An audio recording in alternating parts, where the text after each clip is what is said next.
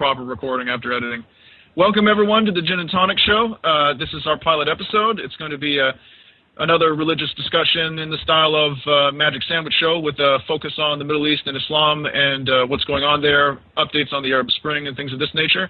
If you want to call into the show, whether you be of any perspective on any of these issues or you want to talk about a topic of your own choosing, please just send a Skype contact request to the Gin and, what is it, Gin and Tonic Show, or is it the Gin and Tonic Show, Rationalizer? The Gin and Tonic, okay. Yes. Just send a contact request to the show. Please do not call in. We will queue you up after you send the contact request and call you to join the panel. If you've already sent a contact request, as many of you did before the show started, just send a message to the Gin and Tonic Show on the contact list with what you want to talk about and how you'd like to be introduced.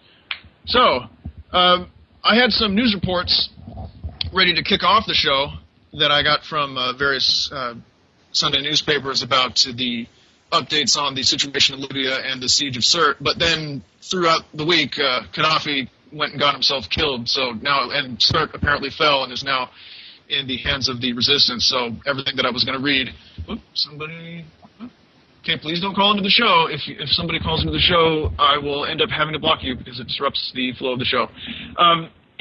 Anyway, Gaddafi went and got himself killed. They found him in a sewer, rather ironically, hiding out, and he came out and said, okay, well, please don't shoot, but he forgot to say Simon Says, because they shot him in the head, and now he is no longer with us. So, anyone else been following the situation in Libya? No, not me. No, I've never been interested in politics at all, I'm afraid. I'm sorry.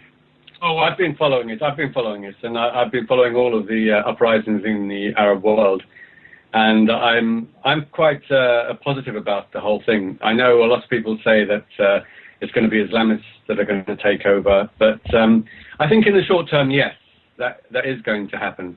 But you know what? I think they need to see the reality of this instead of these dictators and tyrants who are just kind of suppressing what's really sort of going on. I think people have got to actually find out the reality of Islamic governments, and I think it's a positive step forward in the long run. I think it's quite racist to say that Arabs need a strongman ruler. They need an iron fist. They don't. They're human beings like everybody else. We're all the same, and they need to develop and grow and mature, and this is one step, a small step, and there's going to be a lot of shit, yes, I know, but in the long run, I believe it's going to be a positive thing. Well, there's some cases where it could go either way. In the case of Libya, Gaddafi was just so bad, it's hard to imagine them drawing any worse cards from the deck, When people gather for peaceful protests and he calls in airstrikes using improved anti-personnel munitions against ordinary people, it's hard to imagine any leader, even many of the, I guess, middle-of-the-road Islamists, possibly being worse. What about the Muslim Brotherhood in Egypt? What are your thoughts on them? What are their chances? And then if they gain a significant foothold, what kind of policies do you think they'll enact? The Muslim Brotherhood have many faces in Egypt, to be honest with you. There are some quite moderate Muslim Brotherhood, and there are some more Salafi types. I mean, to be honest with you, in Egypt and in the other Arab countries, the emotional attachment of the ordinary people who are very ignorant and uneducated is to Islam. And so when they hear Muslim Brotherhood, Islam, Sharia law, their emotional attachment is to that. But they are not able to make an informed choice. They're not educated. They don't know the reality. To be honest with you, most of them, they just want to live a normal life. They want bread on the table. They want democracy. They want their freedom. But, Islam, unfortunately, makes a lot of people unable to say what they really want. They have to pay lip service to certain things. And so that means that the Muslim Brotherhood are really going to have a lot of support. Yeah. They're going to have a lot of support from the ordinary fallahin, the ordinary peasants, farmers, and so on, who really don't know anything and are not educated and not informed. So in the short term, the Muslim Brotherhood are going to get a lot of support. But having said that, there are some,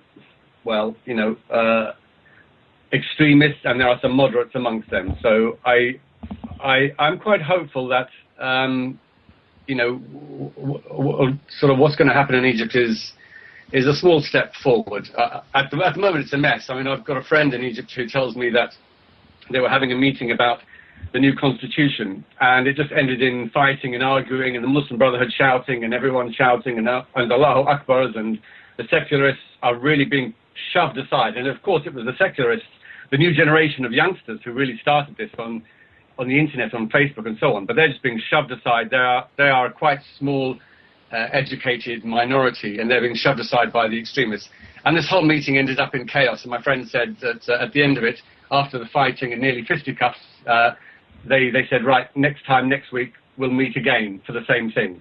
And that's how it is. It is quite depressing. And I do see that the Islamists will hold a lot of power and a lot of emotional sway over a lot of people. But as I say, I think you've got to take a long-term view. Guys, the people in the channel are saying that the audio is dropping. So I'm going to stop broadcasting just for a second, lower the quality back to what it was on the technical test, and then restart. So just hang on for a second. Okay. Oh, I was going to say, I thought you were trying to quit. I remember that. Yeah. Tree. I've quit many times. Giving up smoking is easy. I've done it many times. What were you going to say? You're from Australia, New Zealand? Yes. Or you don't give that away? No, it's on my channel. I'm from Australia. All right, cool. The question that... Right. Oh, You're live again, by the way. You're live again, I'll just say. You know, No don't worries. give out your postcode or anything. Yeah.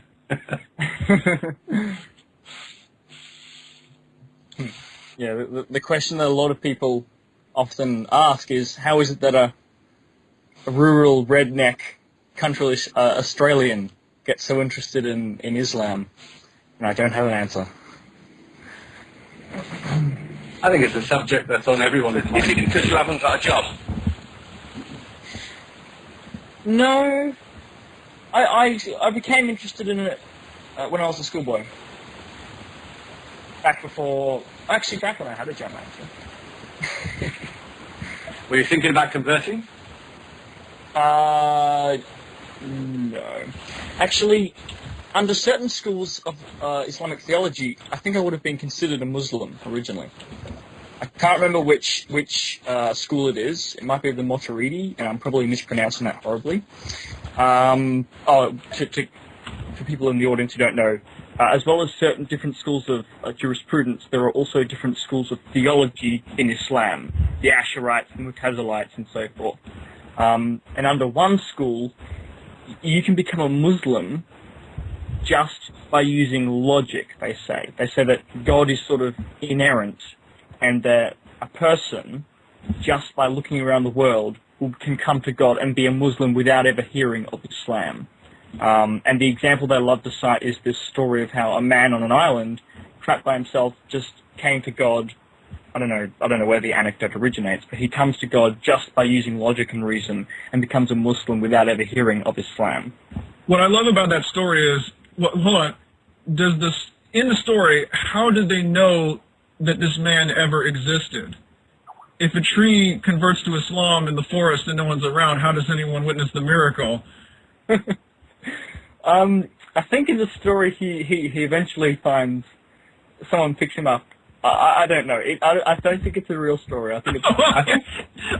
What I love is they'll come up with these stories that are completely implausible, but on the surface there seems no way to debunk them. But then you stop and say, well, wait a moment. If that's true, then why don't these other things follow? Wow, you know, I didn't know what kind of reception we get. There's this long list of people absolutely chomping at the bit to get on. So I'm going to try to get people onto the show in approximate order of when they contact me first. It's going to get a little sloppy. This person, let's see. I'm going to bring in Aly Aly. They are going to talk about the importance of ex-Muslims making their voice heard. Again, once you send me the contact request on Skype, make sure that you put into the comment what you would like to discuss, and how you would like to be introduced. Okay? So here's... Before you bring this caller in, can I point out, actually, today is the day after the end of the world. If everyone had forgotten that. The rapture was supposed to be like May, but yesterday was supposed to be Harold Campion's actual end of the world, unless, of course, it was a spiritual end of the world, like it was a spiritual rapture. But, of course, during this time, I actually was not worried at all that the world was going to end. Now, you might think that this was a baseless position, but it was actually based on evidence and logic. And the logic was that I've got lots of evidence of hadith from Muhammad describing what will happen in the lead up to the end of the world. And the logic is that some of these things have not yet come to pass. So obviously the world was not going to end. There are some things that have happened. For example, people will compete with each other to build high buildings. Earthquakes will apparently increase in number. Now, there was an earthquake in Japan, so that's one more. So they're definitely increasing in number. Apparently, time will pass quickly, which is true because, I'm 38 now, and it only seemed like last week I was like 9, having my birthday. Killing will increase, since he died. A man, when passing by a grave of someone, will say, basically, I wish that were me. I'm sure someone said that at some point. So some of these things have come to pass. So it's showing an uncanny kind of knowledge of the future, you might say. But there's some things that haven't come to pass so far, like wealth will be in abundance. Everyone will be so rich that when people try to offer their zakat to someone, everyone will say, it's all right, mate, I don't need it, I'm really rich as well. A slave lady will give birth to her own master. There will be a prevalence of open illegal sexual intercourse. Well, I'm sure it happens, but I haven't been able to find any around here, so it's not that prevalent. Hajj to the Kaaba will be abandoned. This one I liked. Jesus will return and kill all the pigs.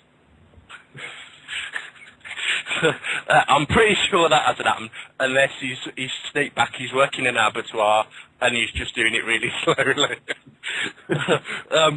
The hour will not be established until you fight with the Jews, and the stone behind which a Jew will be hiding will shout, "O Muslim, there is a Jew hiding behind me, so come and kill him." I'm pretty sure that hasn't happened. Yeah, that happened the other day. I heard shit! I should have put that. Off your list. Apparently, here's another one you can cross off your list, Rationalizer. The one about people walking by graves and saying they wish it was them in the grave.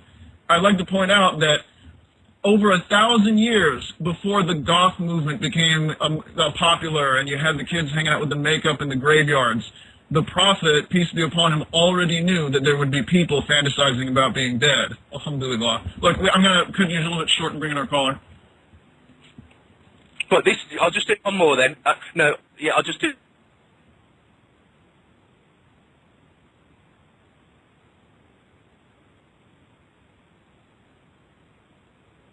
Rationalizer is frozen in time.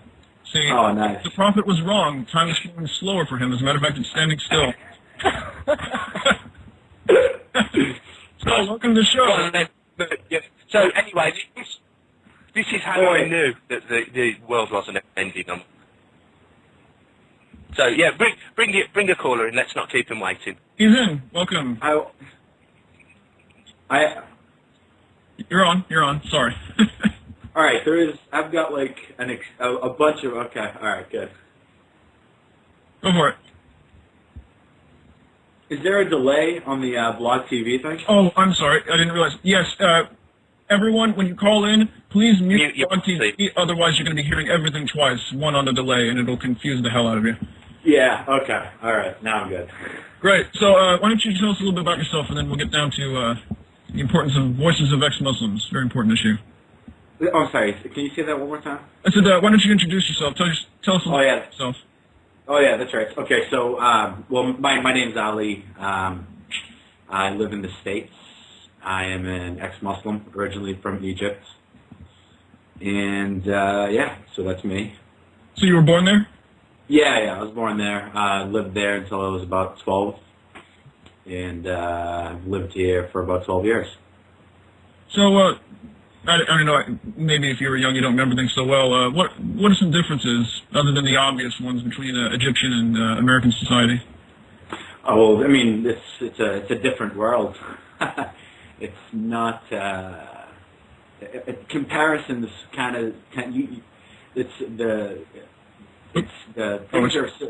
ahead, I'm sorry. It's just the Rationalizer, just go on. All right.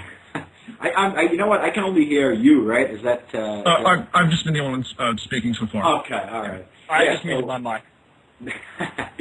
Yeah, I mean, it's a completely different attitude, completely different sense of everything, really. I mean, honor. It's just a completely different social structure altogether. A lot more dependence on authority, and I grew up in the southern part of Egypt, so it's kind of tribal in the rural areas of the farmlands. So it's a completely. I mean, I lived in a town where I lived with something, like thousands of my relatives, all from the same tribe, living near me. So it's a completely different world altogether. I knew someone who visited Egypt. He said that when you're at the mouth of the Nile, you can feel like you're on the north side of the Mediterranean. It's very cosmopolitan. And he said as you travel up the river, he said it becomes like the movie Deliverance, but in the Arabic world, and you just replace the banjo-playing weird kid with a weird kid playing an oud. I mean, like I said, it's actually kind of funny because if you go to Alexandria, or like you said, even Sharm el-Sheikh is very, very modern, but then you get like in between Cairo and and Aswan. And I mean, that whole area there is just, like I said, it's a completely different world. I would imagine, like you just have to think about life a little differently when you're down there, because things just aren't, they're not exactly the same. But you know what?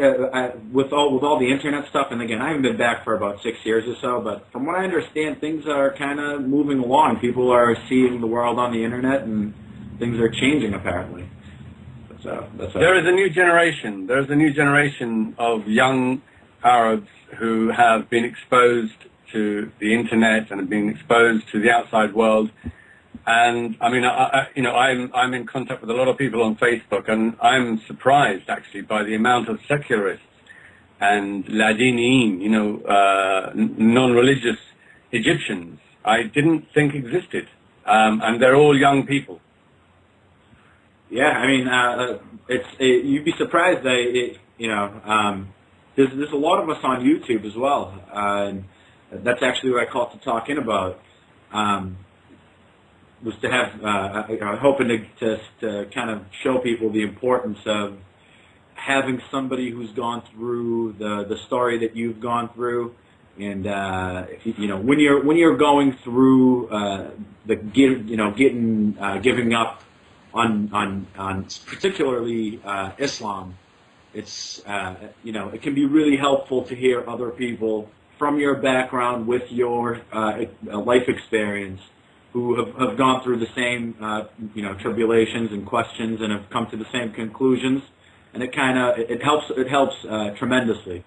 So absolutely, I agree 100%.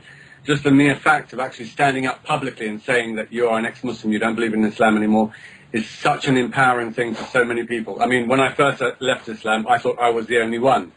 I thought there was something wrong with me. I thought that I was weird, But when I found out that there are so many others, it was a very empowering thing, and I think the more people stand up, the more the taboo of leaving Islam will break down. Yeah, I mean, especially Arabic speakers, if they can. If you can speak Arabic and you can make videos in Arabic, it's really important because you know, I've gone. I went on YouTube and I put in mulhideen, which is atheists in Arabic, and something like you know, 80 out of the first 100 hits were all just crap about atheists. And I think that if you can speak Arabic, and if you live in the West and you don't fear for your life, it's always best to, you know, to get your face out there, just so that way it's a lot less likely that people will, you know, say you're a fake or you're a Zionist or whatever, you know, all the accusations that get thrown out. But it's really important if you're an Arabic speaker to come out and to say so, because there's nothing like hearing it from somebody who speaks your language. And with all the kids on YouTube, you'd be surprised at how many people you can reach. If you had remained in Egypt, do you think you would have deconverted? And if so, would you have done so openly, or would you have kept it to yourself? I highly doubt that I would have converted. I mean, I highly doubt that I would have even questioned it. And you know, I'd like to. I thought about it, and you know, it's nice to say that, yeah, I think I would have, but I don't know. I mean, just how am I better than everybody who's over there who hasn't been exposed to these ideas? I don't see it. But I think the comfort zone. I think the comfort zone of people is the most powerful influence over them. Their family, their society, everything around them puts such huge pressure. And human beings generally conform. Most human beings will conform, and they will agree with views that are around them, even if internally they don't agree with them. So yeah, the pressure of society means that a lot of people will keep quiet. But as you say, the more people that speak up, the more people in those societies. I don't know whether you've seen the video, Atheists and Agnostics in Arab Countries Speak Out. It's video لظهور اللاذعين, which quite a few Arabs made. I was one of them. I did see that. That has had so many views and had a huge impact on a lot of people. As you say, just a lot of Arabs speaking Arabic and saying they don't believe in Islam has a huge effect. It's suddenly people go, yeah, actually I don't as well. Yeah, that's me. You know, I've had so many messages from people saying, you know, how empowering that was. We actually had a lot of people saying that they were going to make that video with us. In the end, only a handful actually had the courage to do it. But we had, you know, a lot of people on Facebook saying yes, they were going to do it, but they pulled out at the last minute. Yeah, I mean, it can be kind of tough, especially if I mean, I understand. I don't want anybody to put their life at risk just to make a YouTube video. I just want to make sure that that's clear. But yeah, if you're in the West and you can speak Arabic, and you know, you should kind of look at this as a duty rather than something that you're doing for fun or anything. That it really is important, and it helps in building a community where people can maybe find some support as well. Yeah. I'm leaving Aly in the call. I'm going to bring DPR in. He had a quick question.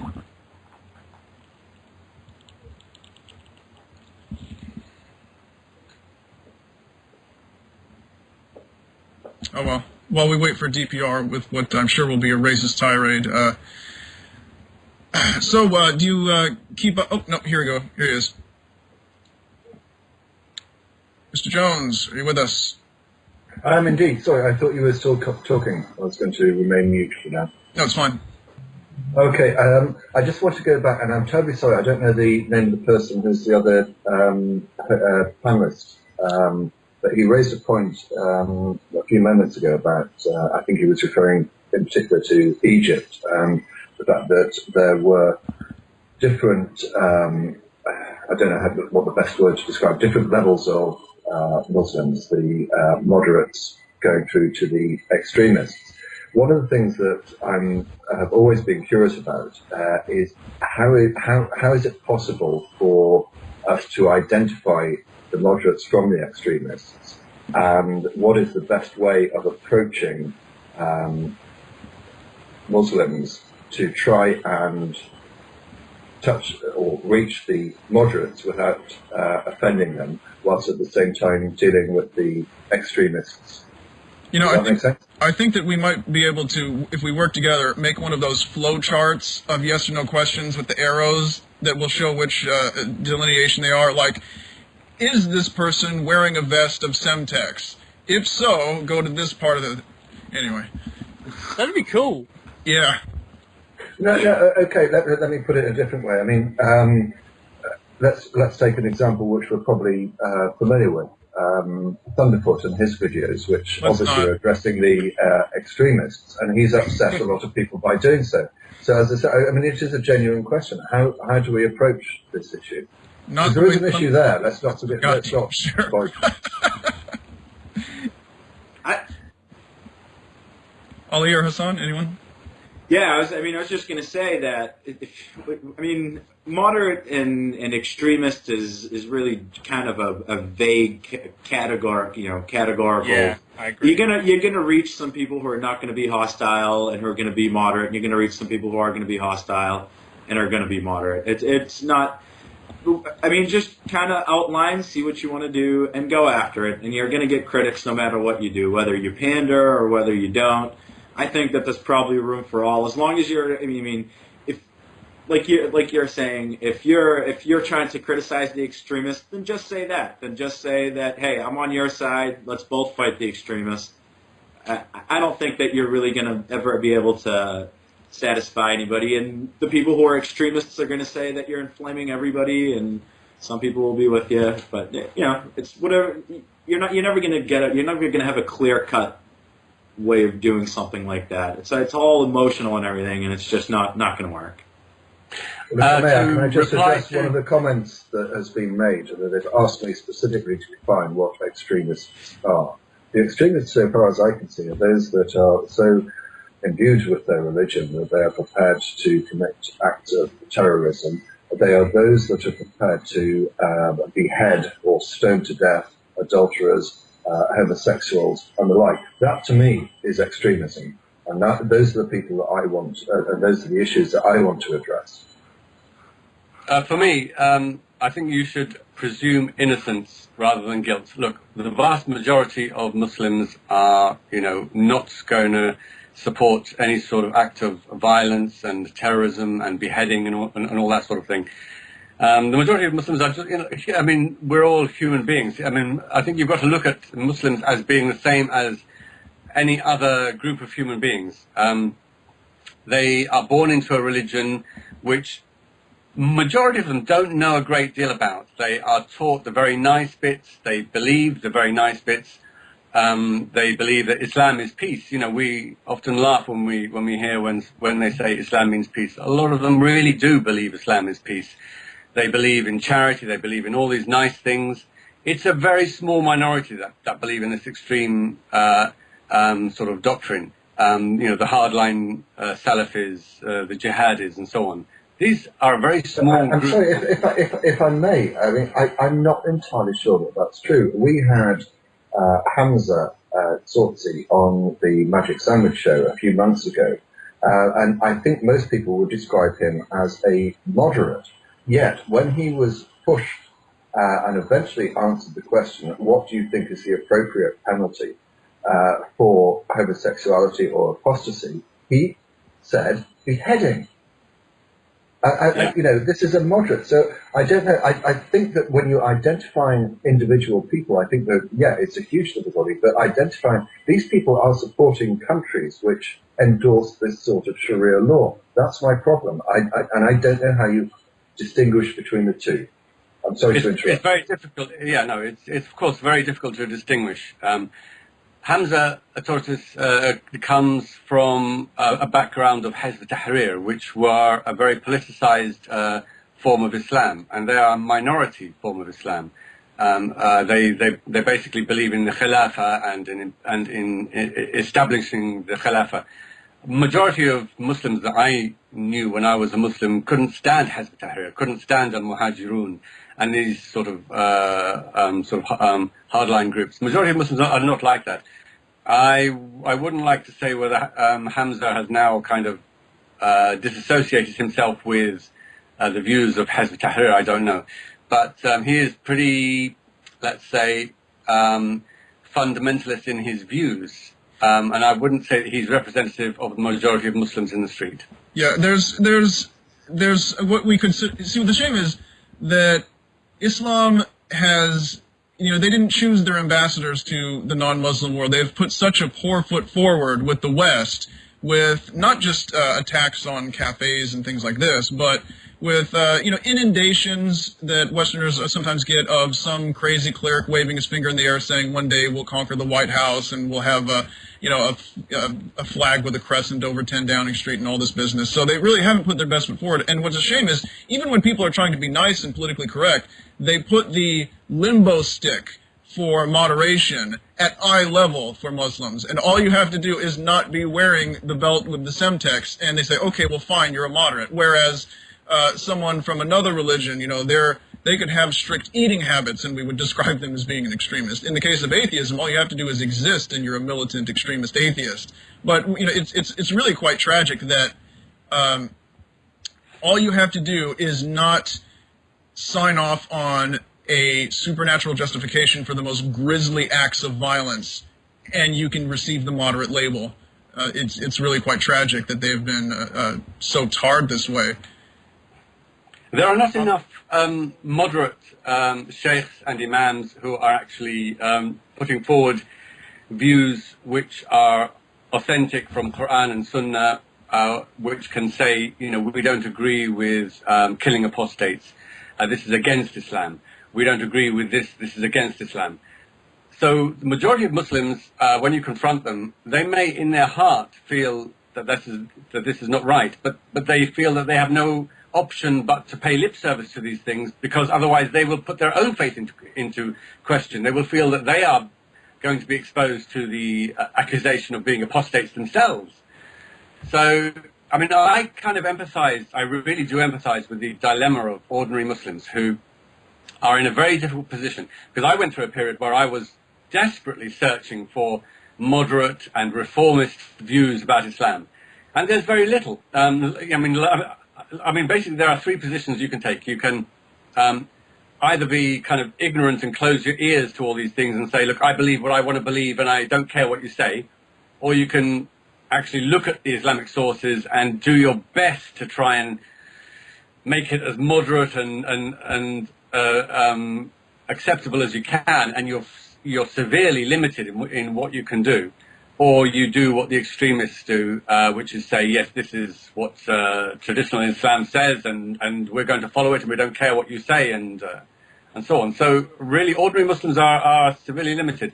And I think that they will often say things like, I agree with this, I agree with that, because they feel they have to, because they feel they have no choice. At the moment, there are not enough authentic scholars who are giving them any support, because most people have to rely on, most Muslims have to rely on what the scholars say, and they won't go against what the scholars say. And there are a few really reformist scholars. Well, can I to an extent, aren't the hands of the scholars themselves tied?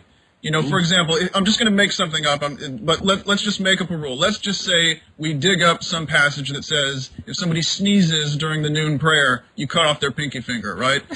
If, there will be different schools of thought on that within the religion, even within conservative interpretations of religion. But as much as religious people, whether they be lay persons or whether they be scholars, as much as they'd like to, reinterpret to fit, to compromise with their own value system, the fact of the matter is there is a correct answer, even if we don't know it.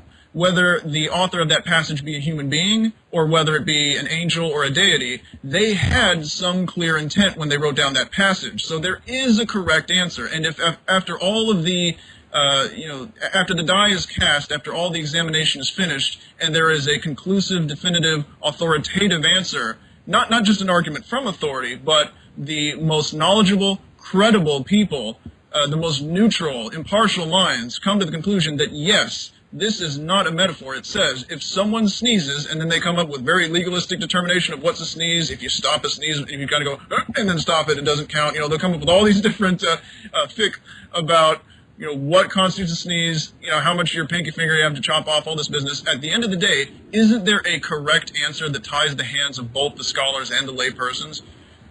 Sorry, go ahead. Let's look Klingschor jump in. I think this really ties into what I think is really the biggest problem with Islam, and that is the ulama, the scholarly body of Islam.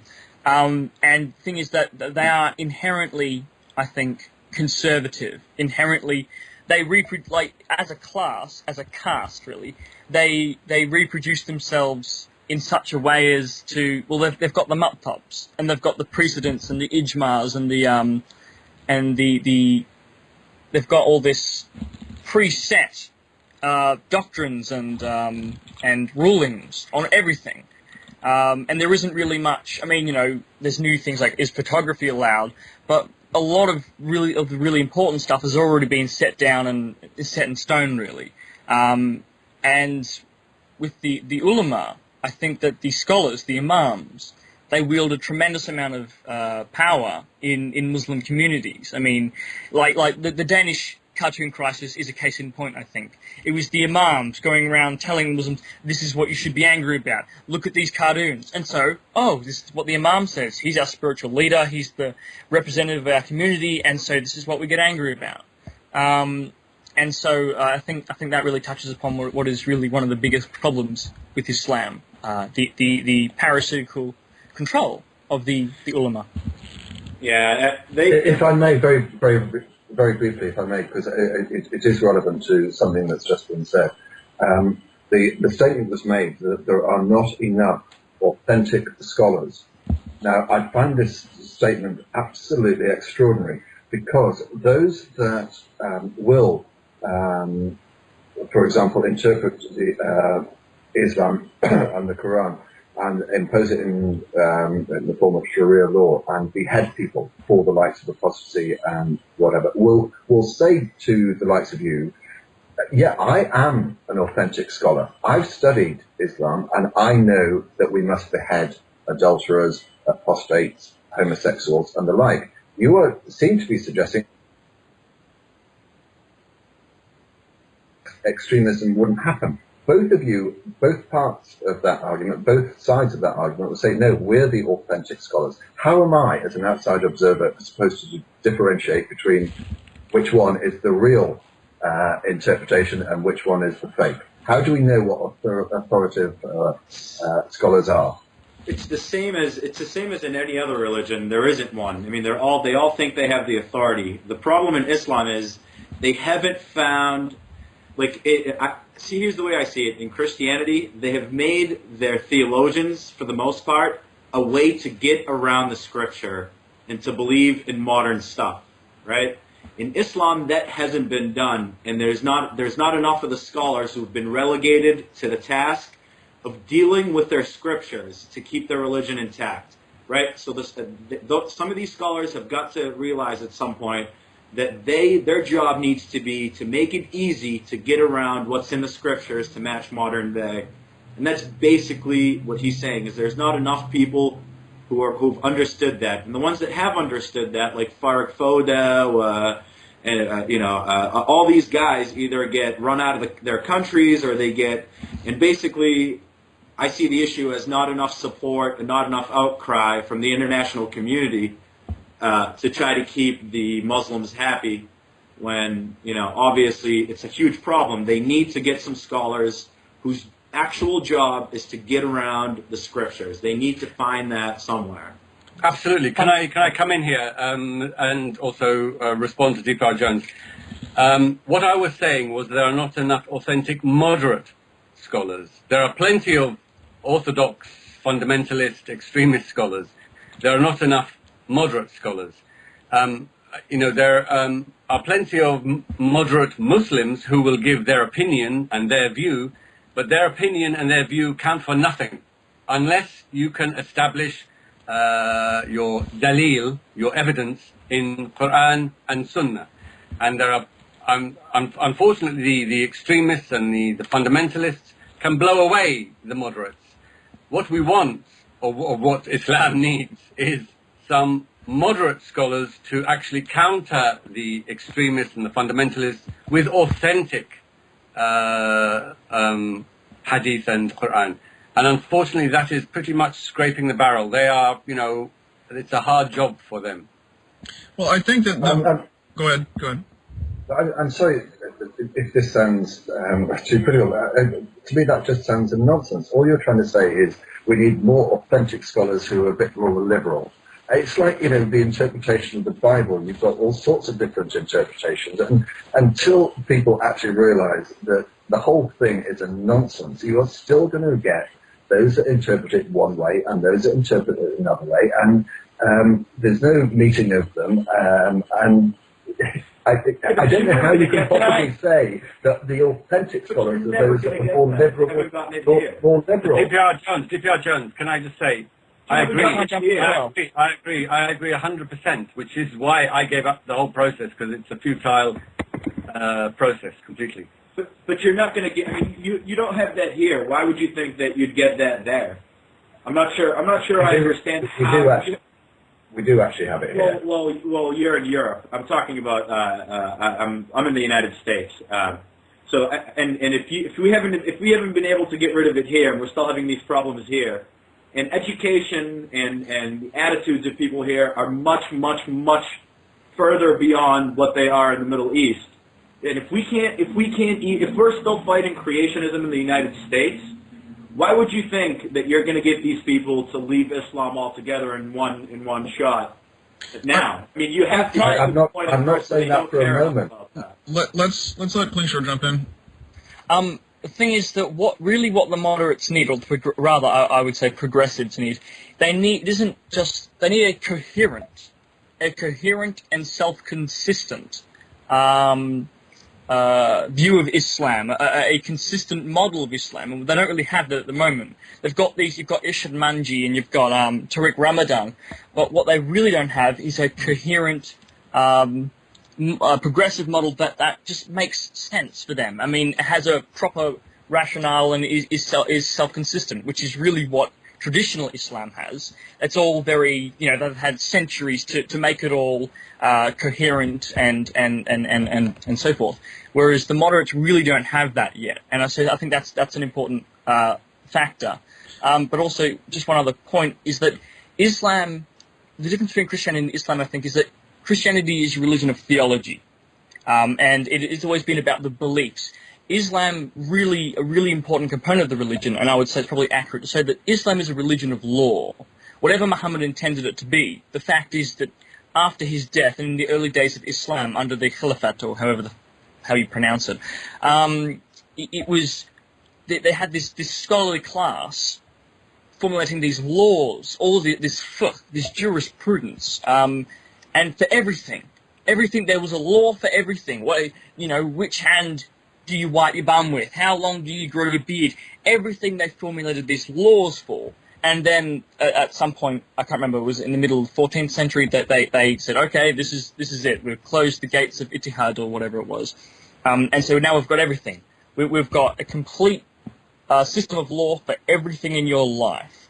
And so really what would be difficult is for now you're asking progressives and stuff, is that they've got this huge legal tradition that has been in practice for so long, and now they're having to blow all that off. And I think that's going to be a struggle to break away from this huge legal tradition and to establish a whole new paradigm of Islam. I think that the real problem is that the terrain is just not in the advantage of moderate to liberal scholars, and just gaining, with Islam in particular, because of doctrinal issues, you're going to have a hell of a time getting a foothold. Not just because of the gravitas that the traditional interpretation is perceived to have, and not just because of bully tactics. There was that a cleric in the UK who said that he accepted Darwinian evolution, and at one point went so far as to say that the Adam and Eve story was in question. And from what I understand, there were people from his own congregation in the crowd calling for his head, so to speak, calling for his blood. And now he obviously no longer teaches, and I don't know what his status is or how safe he feels on a day-to-day basis. I mean, but even if you were to take that man and surround him in a force field that was invincible, from the purposes of the doctrine, from the purposes of what the Quran actually says and what the Hadith and other commentaries on what Muhammad said and did. What if the Adam and Eve story is with, sans biological evolution, is the correct interpretation? What if that's simply the correct answer at the back of the book? Then it really, even if you couldn't harm a liberal, even if you couldn't take a liberal scholar out and throw rocks at him, even if you couldn't bully him, even if that liberal scholar faced no fear of being ostracized, or anything like that, even without the bully pulpit, even if they were just to sit down and weigh both of their arguments, frankly, in my view, just for the purposes of consistency in lore and in doctrine, I think the extremists have the high ground because theirs is simply closer to the original intent of the authors. Well, I think that really, in reality, when you look at, I guess, history, religion follows behind the society. It isn't the religion that becomes enlightened. The society progresses and the religion is dragged kicking and screaming. I mean, Christianity, it's always been lagging behind with, everything, really. Scientific advancements and scientific theories, human rights, it's always lagging behind. And so with Islam, I think really what we have to do is, if we make, like with this Arab Spring, if we make the Middle East and, well, the greater Muslim world and in Southeast Asia if that becomes more progressive as a society, then the religion will follow kicking and screaming, I think. I don't know, maybe we're going about this the wrong way. Maybe we're trying to make Islam moderate, whereas with Christianity it worked the opposite way. The society became more progressive and the religion followed. I agree with what you're saying, Klingschor. I agree with what you're saying, that religion has to be dragged along kicking and screaming. Look, at the end of the day, human beings have always imposed their humanity onto religious scriptures. That's happened in Christianity, and it can happen in Islam as well. Yeah, that's the point I was making, was that the society is moving. That's not going to get stopped. The point is that now what they need to do is get their scholars to do what the theologians have done for Christians and just say, okay, this is actually what it meant to say. And that's going to have to happen because, like you said, they're moving forward. The internet is not going to be rolled back anytime soon. So that's basically what I'm saying. It's going to have to happen. I think that in both the case of Christianity and Islam, we might be overestimating the role that scholars play, because I think it's much easier to get a foothold with the lay persons than it is with the scholars. If you have someone with a religion that says, they have such and such a prayer and tithing requirement, or any kind of restriction or mandatory behavior, and then you get them in an environment where there's less pressure, and they may relax a little bit from it. That's much easier to do, especially in large numbers, than to convince the scholars. Because, again, I still maintain that many of the scholars who, from my perspective as an outsider, having only done cursory studies, the scholars that seem to be the most accurate often embrace an interpretation that for us is an effrontery to either our judgment or our reasoning abilities. For example, it's like, I don't know if we have a lot of gamers here, it's like if we get into an argument about the Lord of the Rings universe or some fictional universe that exists in a novel or a video game or a movie or something like that, and people start arguing about things that people on both sides of the argument acknowledge aren't real. They say, well, that's not the elven word for this. Now, of course, it's completely fictional, but inasmuch as Tolkien actually sat down and made the entire Elvish language, there is a correct answer, even though it's an entirely fictional context. The difference is, whereas if DPR Jones and I get in an argument about hobbits, and then we go and we look and we find the correct answer, we both know that hobbits aren't real. We both acknowledge that they're fictional constructs, but there is a correct answer if we're going by Tolkien mythology. The bizarre nature of this discussion is that if DPR believes that Middle Earth is a real place and that hobbits are real, the argument changes surprisingly little. You know what I mean? He can still make a very conclusive case based on using Lord of the Rings and the Silmarillion. Whether we're right or wrong about that doesn't change whether we're arguing about fiction or nonfiction, or whether we find certain elements offensive or off-putting. And even though I might look at the Quran as largely a work of fiction, and a scholar might see it as completely and utterly true, by definition, you say it's 100% true, I could still agree with even a lot of very extreme scholars that, yes, this is what was intended. even if I don't think that it's even if I don't think the commandments are good, even if I don't think that it's factually accurate. We can agree that that is what the author intended to say. See, the Quran isn't really where most of the really bad stuff comes from. I mean, I think that the Quran is vague enough. That the Quran is vague enough where you can see into it whatever it is that you want to see in the Quran. Okay, I don't think that that's our problem. I think that our problem is the hadith, the sahih, the actual the hadith of Muhammad, the hadith, the sahih, and basically here, if you can point out enough stuff, like here's a strategy I've taken with people that I've talked to, which is point out some of the stuff that I know they don't like, right? That's in there, because if you read these, I mean, there's some pretty interesting stuff in there. What gets my mother really badly is the fact that it says in there on multiple occasions that she should, they should have me killed for being an apostate. And then I put the question in front of her. I say, okay, so now this is a hadith sahih. Are you going to now say that you either you're not going to follow this? And that's basically where you've got to have the argument, is to be able to get the scholars to say, okay, we need to, we're gonna just get rid of the hadiths and move and stick with the Quran, and you can find whatever it is that you want in the Quran. I think there's a critical point which needs to be reached, which you were talking about the ordinary Muslims who have a very personal views of Islam, and some, I mean, I know because I spent so many times talking privately with so many Muslims who have incredibly liberal, in metaphysical, esoteric type of views about Islam.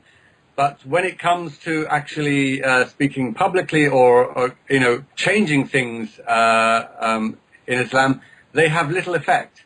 And there has to be a critical point where, if you like, the ordinary Muslims can have an effect on the scholars and on mainstream views of Islam. And at that moment, and at this moment, that's not the case. At this moment, the traditional scholars still, have all the armor from the Quran and Hadith, and they're able to hold their ground. I would say the majority of Muslims actually have a much more moderate view of Islam, but it's a personal Islam, which unfortunately will die with them and have no effect on mainstream Islam. Did you guys follow any of the public debates that go on in the Middle East about religion? Recently, there's been a lot of crazy talk about breastfeeding adults and things like that, and these are actual hadiths from Sahih al-Bukhari and Muslim, which say very clearly that you can breastfeed an adult male if you're a woman and you need to work with this male, so that way you don't have to have sex with them. It's then I don't know what's going to stop it, but the point is that people are running away from this because it is embarrassing. It is embarrassing to have to hear that you have to follow a religion that says that your wife has to breastfeed a fully grown adult in order to work with them, right? So this is the kind of thing I'm talking about. I saw that on Egyptian news or some Arab television show. Absolutely, because the majority of Muslims don't know all this nonsense. They don't know all of this sort of stuff. They are only taught the nice bits. And when the majority of people hear all this, of course they think, "Oh my God, this is nonsense." And I think there is a beginning of an awakening to. You find a lot of people now are Quranists. They kind of reject the Hadith completely. This is quite a large movement now because they are absolutely abhorred by what's in some of the Hadith. This was that particular episode that you mentioned was quite funny, and it was amazing to see the reaction from ordinary people. Yeah, it's not just that. There's tons of this stuff, and people are running away from the Hadiths because they're starting to become embarrassing. When you start to legalize, they start to talk about slavery is okay, marrying your concubines are okay. And women aren't, women see what things are, and there's actually a lot of objection coming from women on these subjects because they're the ones who have to breastfeed these adults, right? So they're not very happy about this either. And I think that it's going to have to happen because it is embarrassing, and these guys are going to have to find a way. Well, that's why I say you've got to take a long view of these things. I think things are moving in the right direction. From our perspective, from our very close perspective, sometimes it doesn't seem that. But I think that in the long run, things will move forward. And, I see one day, religion being, Islam being, if you like, pushed back much like Christianity was. DPR had one more comment, and then I'm going to let Aly and DPR go and get some fresh faces. There's a lot of guests who are waiting. Yes, thank you very much indeed, and I appreciate you've got other people waiting, so I'll be as quick as I possibly can. There are 2 points I'd like to make. Firstly, the comments that have just been made. I think that the analogy that I would draw is pretty much along the lines of when Christianity and the Bible sort of like supports the idea of slavery. It took 1,500 years or 1,800 years or more before slavery was finally abolished. In a similar way, I can see that it's going to take some time for Islam to offload the more abhorrent aspects of the Quran and its preachings. But you see, what troubles me is that it's just diluting it. The fact is, they still have this belief, whether it's Christians in the Bible or Muslims in the Quran. I think information and education might accelerate that process, but I still think there is some way to go.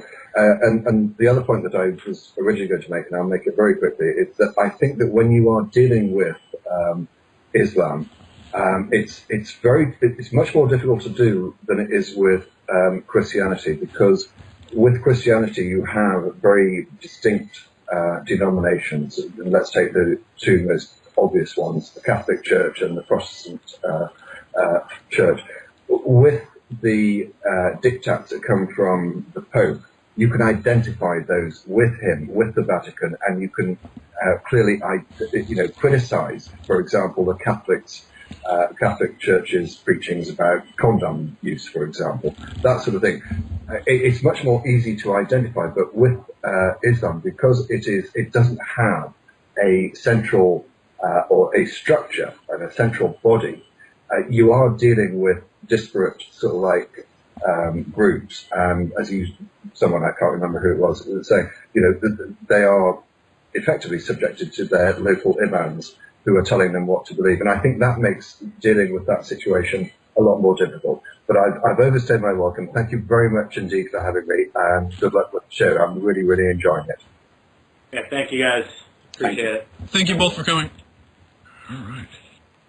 I was ribbing DPR a bit in the comment section when he tried to call in. I was telling him how swamped we were in comments, how swamped we were in contact requests, and he said, well, just stop accepting them. And I said, well, you're just jealous because you don't get this many contact requests on the MSS, which is true.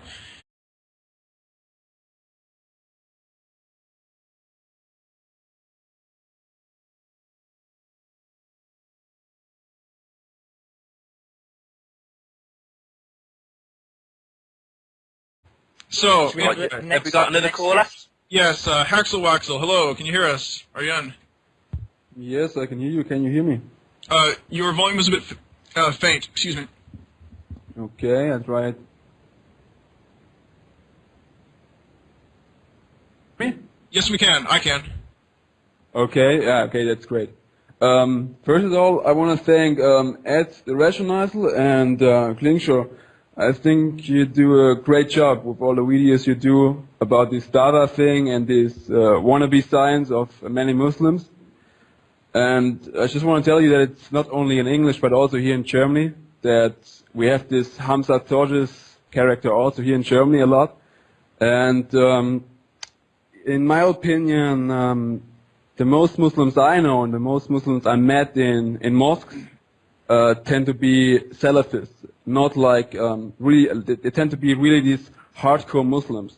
Like all the Muslims I've spoken to, they actually say homosexuals, they should be stoned to death, and all this stuff. I haven't met one Muslim in the mosque who was saying no, we shouldn't do that in this way. But in my opinion, the most Muslims who go to the mosque and the most Muslims I met who pray 5 times a day actually say, even if they don't like it to stone people to death because who likes it, they say it should be Sharia law here in Germany and all over the world. And I think this is a really sad thing. The another part I want to tell you is that I actually converted to Islam. And 1.5 years later, I came back to my original religion, which is atheism. And it started with a discussion I had with a friend, and he was asking me if my God, so Allah, is all-knowing, and I said yes, of course. And he asked me if he created every soul and everything, and I said yes, of course. And then he continued, so is he also seeing the past and your future? And I said, well, yeah, or is it more like yes, he is just watching a TV show and that Allah maybe says, okay, this is going to happen or something. And I said, no, it's more like that he really definitely knows what's going to happen. And he asked me, does he know that if you're going to die as a Muslim? And I said, yes, of course he knows that. And then he asked me, so Allah is actually creating souls with the knowledge that they are going to die as a Muslim or as a non-Muslim? And I said, well, yes, I think that's the case. And he said, so Allah is actually creating souls for hell to torture them for eternity. And well, I said yes, and he said, well, then, in my opinion, you are actually worshipping a very, very sadistic thing. And well, the most sad thing is that at this time, I didn't get what he was actually saying to me. So only 1 year later, I realized what he was actually saying and what he meant, what he tried to tell me. And I was so in this Islam thing that I had some kind of mental ego barrier which didn't let me see what he wanted to try to tell me. And I think this is really crucial if you want to convince someone of science or of anything that is based on fact. And I think this is a really big issue in general about religion, that people have these these blocks in their head that they don't want to look at the difficult things about their religion, about the sad things in their religion, and that they can't overcome this mental barrier. And what do you think? What do you think can we do to lead these people in a more maybe a gentle way to facts, and maybe make it able to them to overcome to do this first step and say, okay, I want to check my religion. I want to look at like straightforward in a really rational way. Well, do you ever are you much of a gamer? You ever play computer games, like role-playing games? Yes, of course, yeah. You ever play World of Warcraft with DOTs? Well, I really hated this game, but I played it, yes. Yeah, right. The story that you just told is a very common one of how someone said something to you, and though even at the time it didn't seem to have impact, it put a damage over time on you, you know? It chipped away because you kept thinking about it, and it remained unresolved, and it chipped away at that understanding over time until you felt that something had to give, you know? No, actually not. Actually, it didn't affect me at all. Later, I just looked back, and then I realized what he was actually saying to me. Oh, yeah. Okay. So it wasn't that you had thought about it, and then there was a breakthrough. It was really a...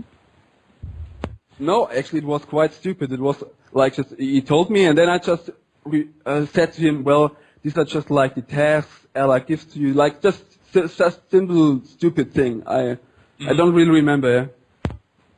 I think that with stuff like this, I think when you first tell someone that they're wrong and prove them wrong, they will not admit it, of course. Like, automatically they're going to deny it. But when they walk away, it'll rattle around their head, I presume, until at a later point it suddenly clicks. Or they suddenly go, oh, right, okay, and it all comes together.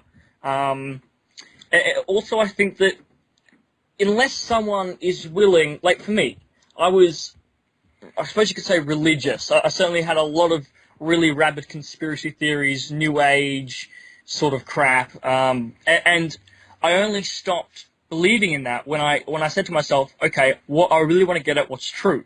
I'm more interested in what is true rather than what I want to be true. And I think it's only when you get to that stage where you're ready to take the truth no matter what that you can come out of religion in all faith and dogma. That's absolutely true. Can I come in? I remember having a discussion when I was still a Muslim and talking about the marriage with Aisha. And I was saying that at the time of the Prophet, marriage to young girls was, in that context, it was okay. And somebody said to me, but in our context, it's not okay.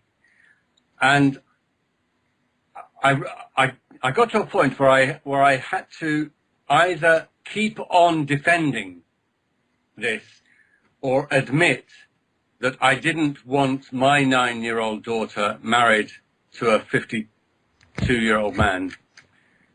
And I said, yeah, I agree. In today's context, it's not okay. And then he said to me, well then, Islam is not for all times and for all places. And the example of Muhammad is not an example to be followed at all times and all places. And I had to admit, in all honesty, that it wasn't. And I think that was one of the key moments when I started to think, there's a problem here. I think it's very, very difficult because your instinct is to defend. Your instinct is your emotional attachment. And I go back to the previous caller who, obviously has a very strong emotional attachment for whatever reason to Islam. And I think it's very, very hard to get over that emotional attachment. But you have to say to yourself, I'm sorry, I'm going to follow the truth. I'm going to be objective. I'm going to say what I really feel, what's inside. And that's a very hard thing because for most Muslims, their knee-jerk reaction is to defend. Yes, okay. Sorry, continue. Yeah, I think that's a really big issue, especially when we talk about Muslims, that they really start to defend a lot. I didn't have this experience when I talked to Christian people or to Buddhists or Hinduists. Just a quick before I go on to the point, just a quick point or whatever. Haxel Waxel, if you're interested in channels that debunk Quranic miracles, I would also recommend Captain Disguise and Stop Spamming One. They're great also. Okay, fantastic. I think really comes down to why are people religious? For myself, I subscribe to well, this is what I believe.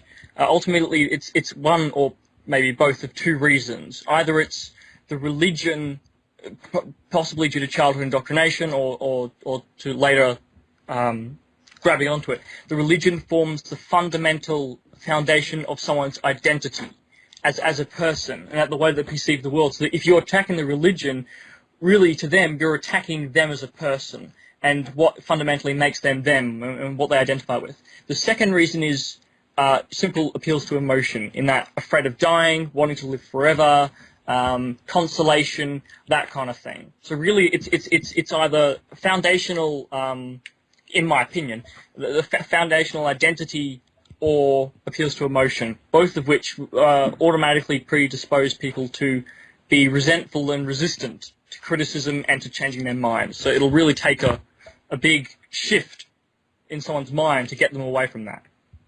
100%. I agree with what Klingschor just said.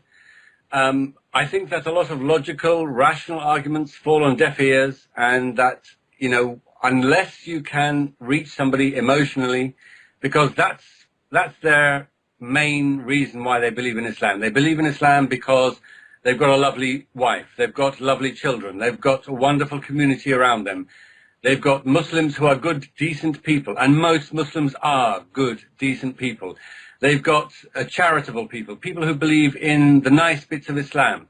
And this emotional attachment is so resistant to any logical or rational argument, they will dismiss it. They will say, Allah knows best, Allahu A'lam. You know, my puny understanding is so tiny to God's real wisdom, and God knows best, and He has a wonderful explanation for all those things I don't understand.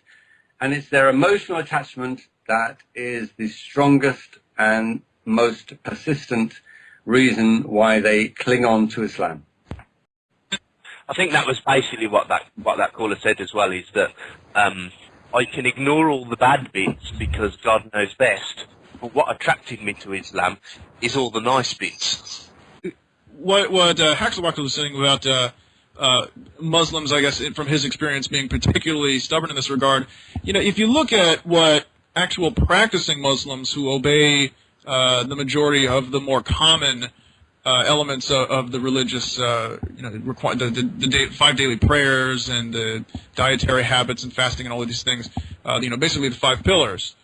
And, you know, they invest about as much in their religious culture as some of the priests and monks do of other religions. So I think it's, there's this gambler's mentality that they put so many coins in this slot machine, they want to win it all back. And just, the bottom line, I think, is it's just a more religious religion, if that makes any sense. There's just more of an investment, more of an insinuation into your private and social, political life, more of your identity co-opted by the religion than other religions. Haxelwaxel, did you have any more? Yeah.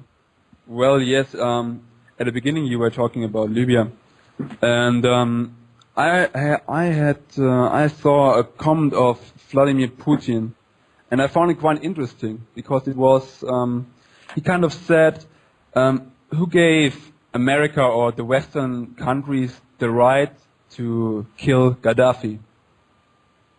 That was from Putin. He said that.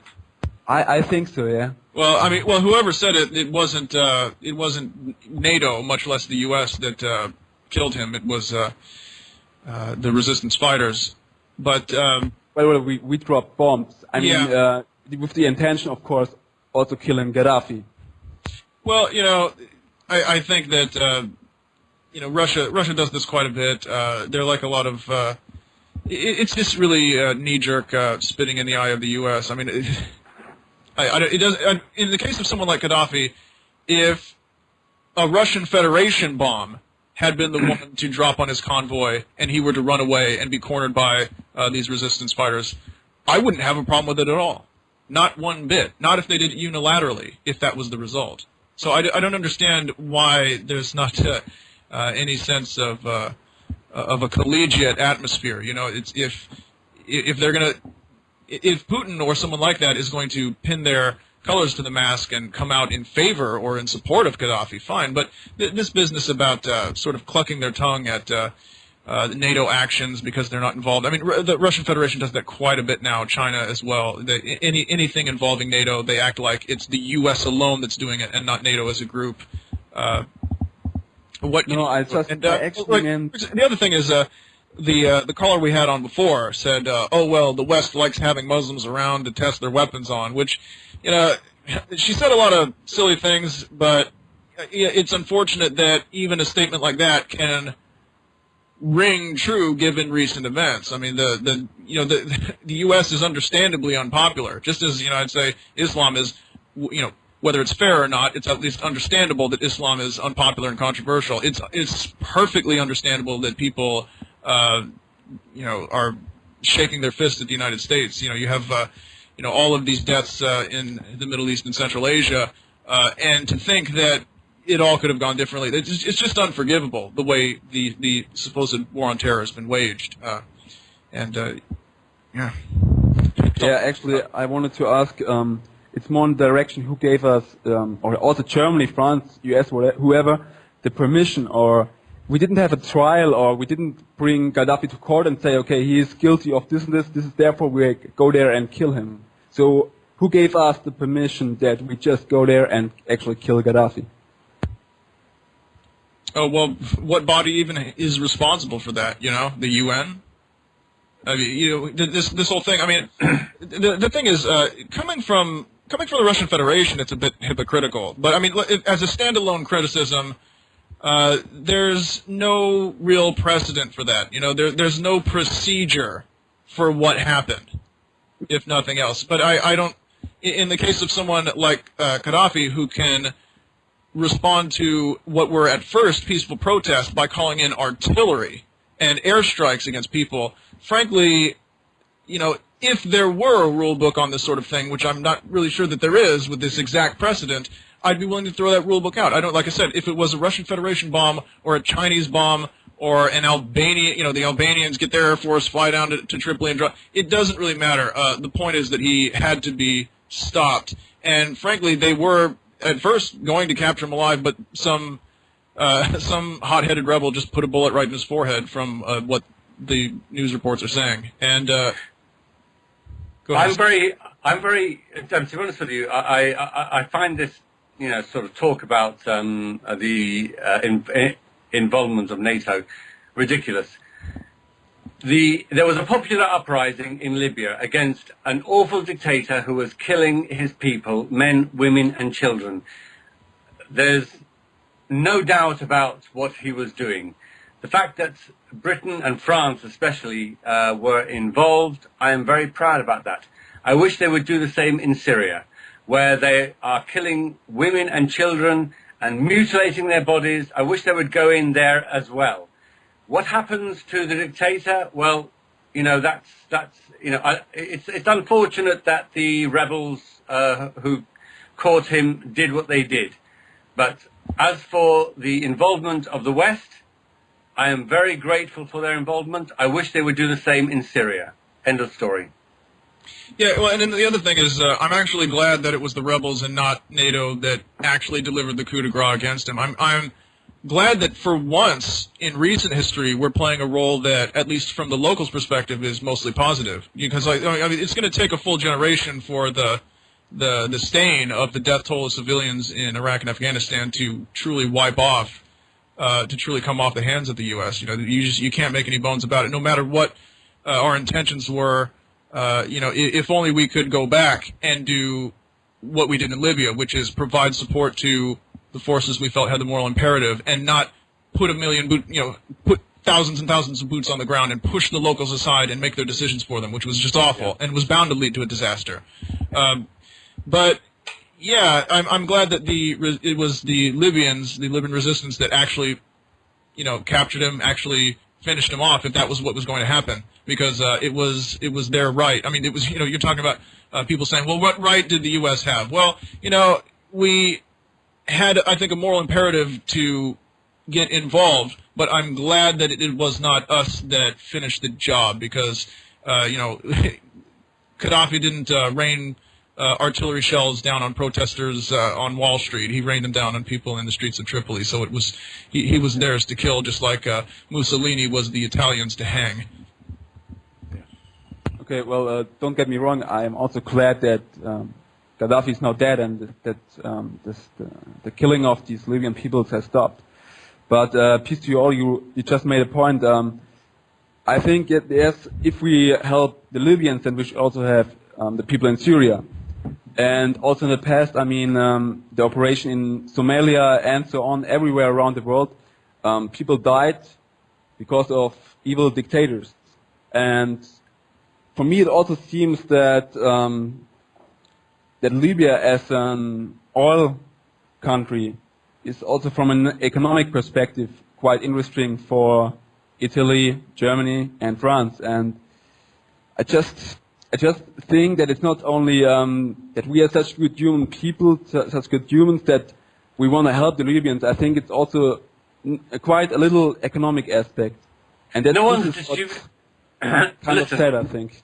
No one is disputing that. That's obvious. Libya is an oil-producing country which has strategical importance to the West, and the fact that they went in, and they don't go in Syria. There is a certain amount of political, sort of will in there. But nevertheless, I'm glad they went in Libya. I've got friends in Libya, and, I've got a very close friend in Libya who was, screaming out for help for his people, for his family, for his children, and I'm very glad they went in. I wish they would do the same in Syria. Unfortunately, maybe the same imperatives are not there for the governments. And I'm not, I'm very cynical of politicians and governments. I'm not the sort that will say that they do this for the kindness of their own heart. But I'm thankful they went in Libya. I wish they would do the same in Syria. Yeah, it's funny. I noticed a couple people saying things like this. Oh, well, what right does the West have to get involved? It's a sovereign nation, this and so forth. And or dividing it up in these lines, either saying, what legal precedent or authority can you cite? And the other one was, well, shouldn't you just let them sort out their own affairs? Why do you have to get involved? What business do you have? And, I personally just don't subscribe to that thinking at all. What I usually pose to counter this is, if you're in a restaurant and you know the Heimlich maneuver and you see someone on the other side of the restaurant choking, do you go over and help them, or do you just sit and continue your dinner? And they'll always say, well, I would help them. And I said, okay, well, what if this restaurant sits on the international boundary and there's a dotted line going right down the middle of the restaurant, and now the person who's choking is in another country even though he's in the same restaurant? You can still see and hear him choking. Do you say, well, it's a sovereign nation, I have no right to get involved? Now, obviously, it's a cut and dried circumstance. There are a lot of other, obviously, committing an act of war is a big difference between, performing the Heimlich maneuver.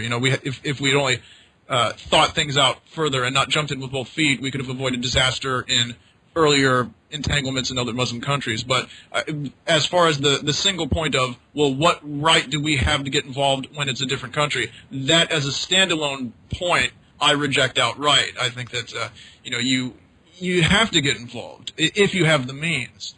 Obviously there are many other legitimate concerns that people did bring up about what could be the consequence. How much could it, how many innocent people could be killed in the crossfire? What will it do to further exacerbate tensions and so forth? Those are all legitimate concerns. But the argument about it being in a different country, why leave them alone, that's just not good enough for me. Do you think that a country torturing its own citizens is perhaps a good reason to do something like this? Well, you're gonna force me to ask what torture is. No. And then I'm gonna look like I'm gonna look like Donald Rumsfeld up here.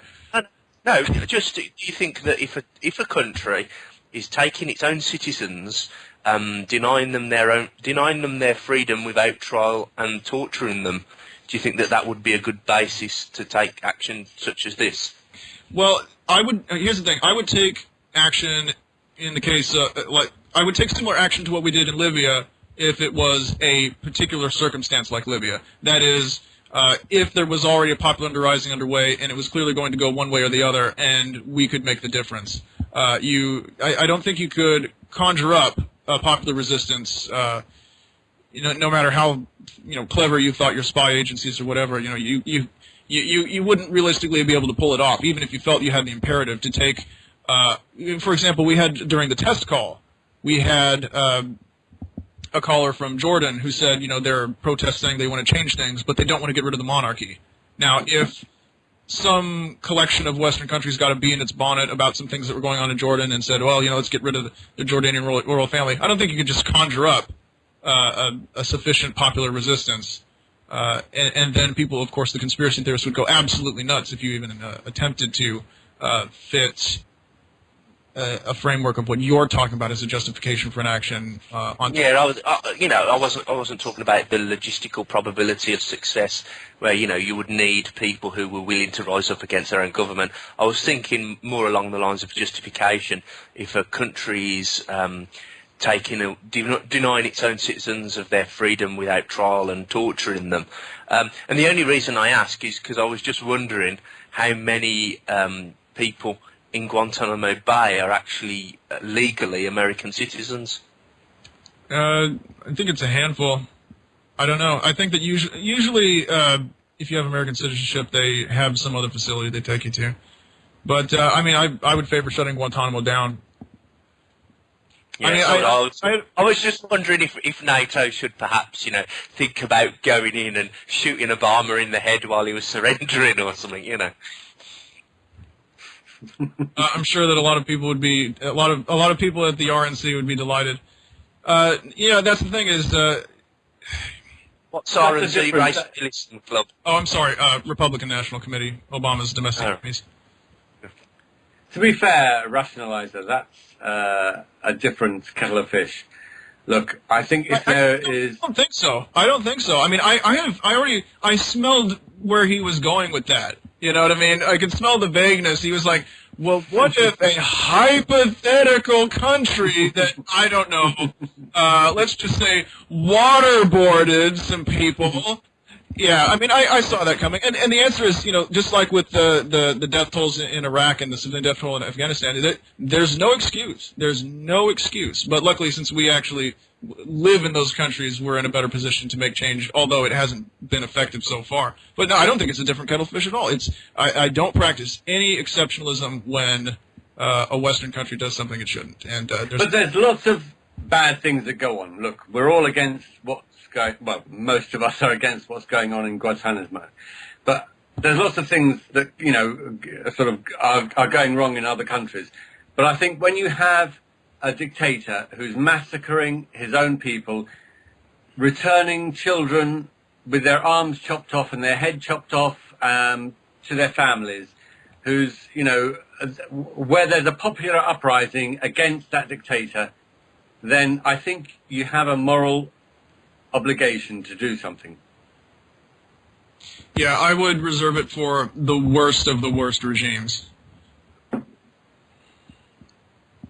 Okay, I just have another question about Libya because I study economics and I saw that Libya is actually the richest country in Africa and has a really, really low debt, and it's also called Switzerland of Africa. So it should be a really rich country, and actually the people should be quite well off. So how did this revolution actually start? Well, it started. I think the Libyans. The conventional wisdom is that the Libyan population saw Egyptians pressing for change and thought that they would press for change themselves, and they got a completely different response from the Libyan military than the Egyptian public got from the Egyptian military.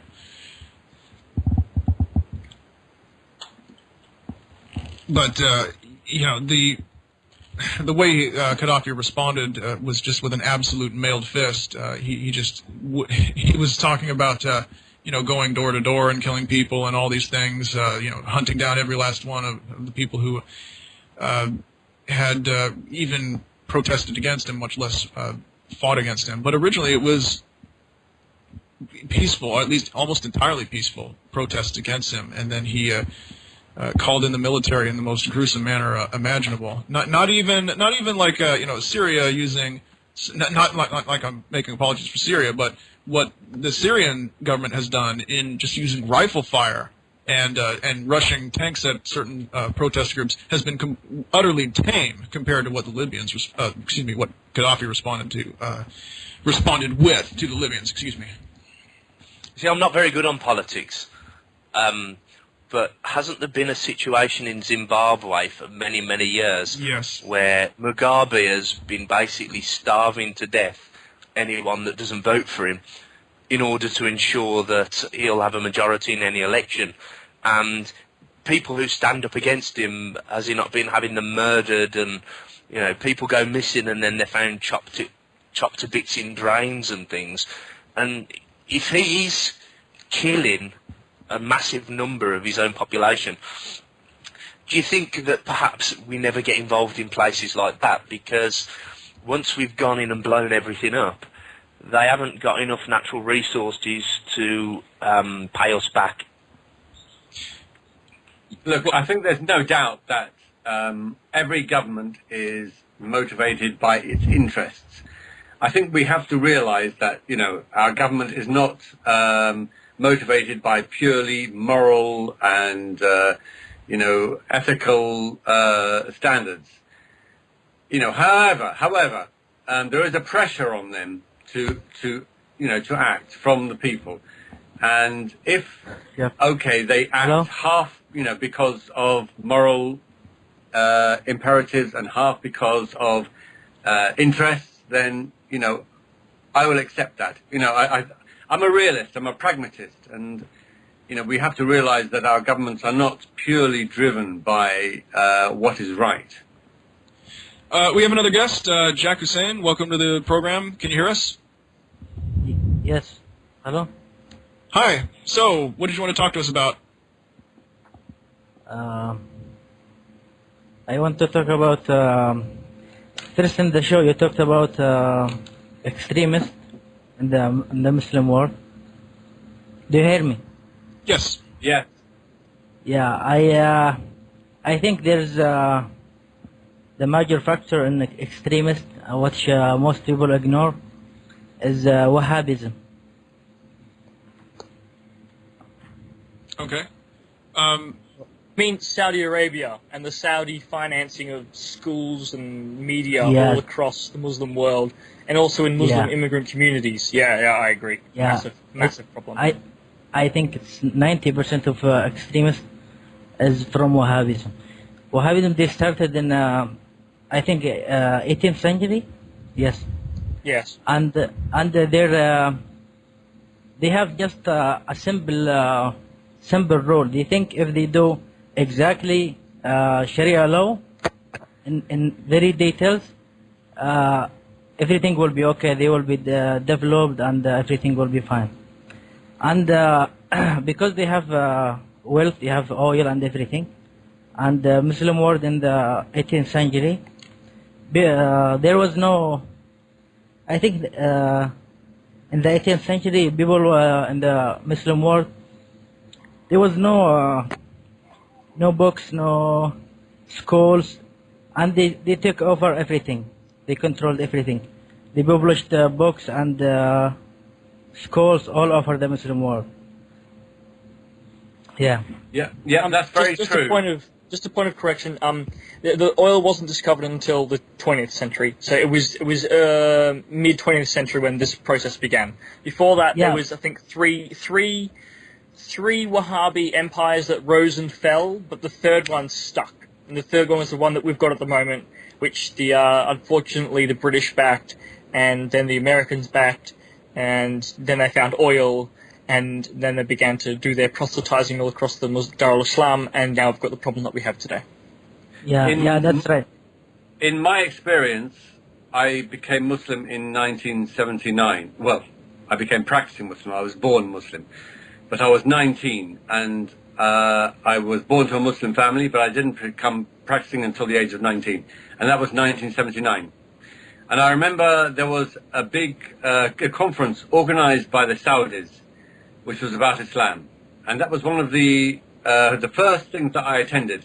And then they set up Al-Rabita Al-Islamiyya in England, which was a place where they funded projects, mosques, and dawah, and they had books, all sorts of books produced by Saudi Arabia, published, and there was a huge impetus of, there was a change in the Muslim society in England at that time. Most Muslims were not really practicing, but 1979 and throughout the 80s, there was a huge rise in Islamic identity, and it was mainly funded by the Saudis. The Saudis really, helped to. I remember I applied for a grant to go to university, and I was offered a place in Medina.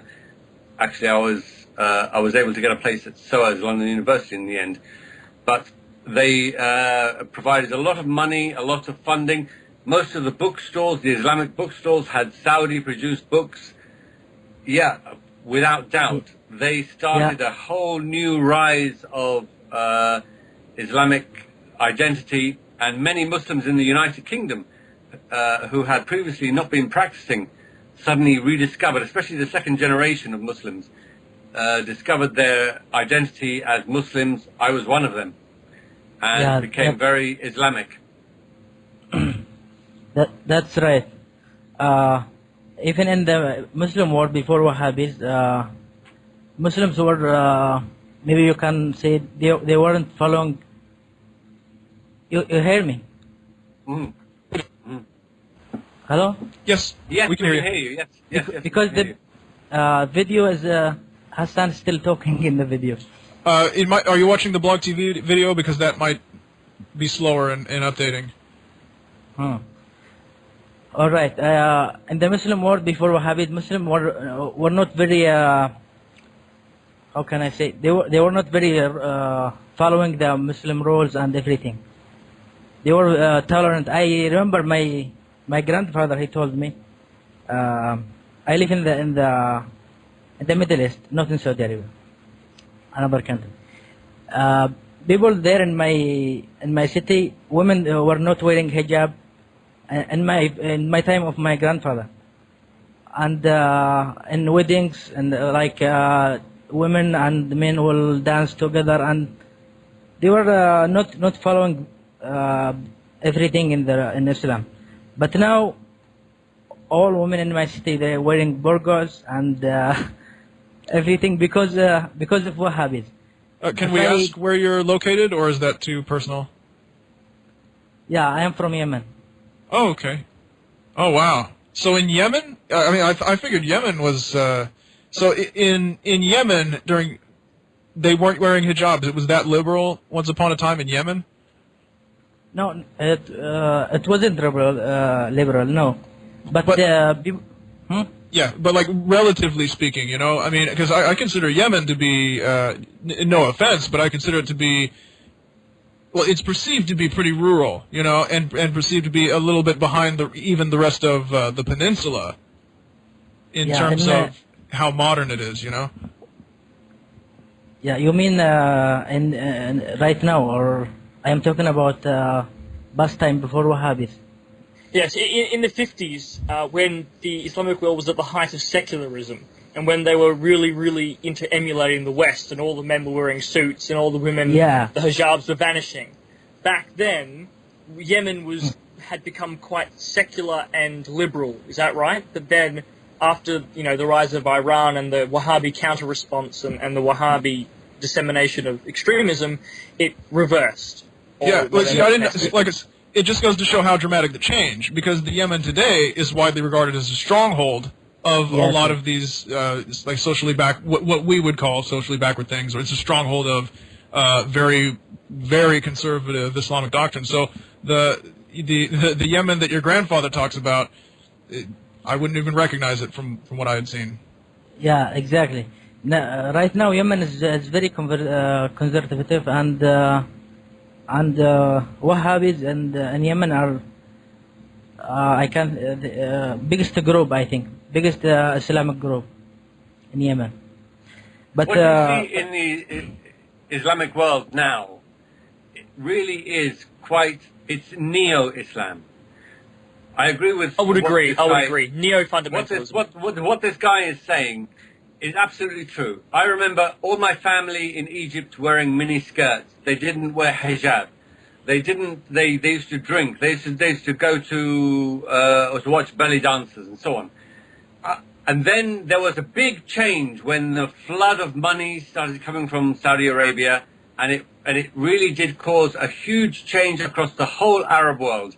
And then you started getting calls for Sharia, you started getting calls for Islamic schools, you started getting people, my sister started wearing hijab, my family started wearing long skirts, and all this changed. Before that, there was there was none of this. This is a kind of neo-Islam.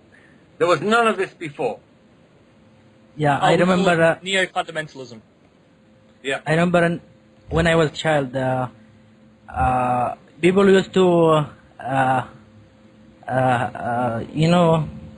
shake hands with the other women, and they started new imams in the mosque. They started saying it's haram. You can't shake hands with other women. So from that, nowadays people they cannot do that. Yeah, I've seen some clerics who won't even make eye contact with a woman. Yeah. Yeah. They'll speak, and they'll stare off at like a right angle to where she's looking. Yeah. But myself, I remember when I was child, people used to shake hands with women without any problem. So I think there's a big change.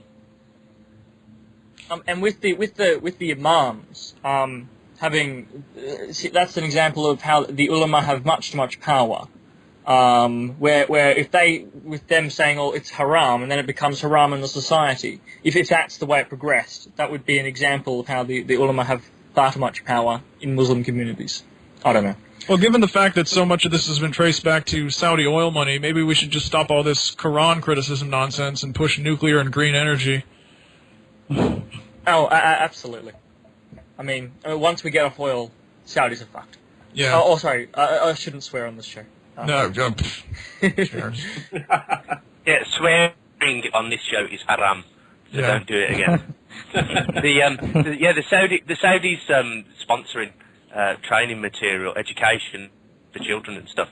I do remember in the UK there was an Islamic school, and one of the teachers was disgusted because of the exercise that was given to the children. It was one of those ones where you fill in the missing word, and the sentence went something like, blank is the only true religion. Everyone else will blank. Right? And the options were Islam and burn in hell. Those were literally. Please tell me it was like Islam and a choice between the other Abrahamics or something like that. No, it was what you had to do is the list of all of the words that were listed at the bottom were the answers. Every single one of the words belonged in the paper somewhere. You just had to put them in. As long as you could work out that burning hell is not the only true religion and that everyone else will go to Islam, you were pretty sure to get it right, There wasn't much for getting it wrong, so.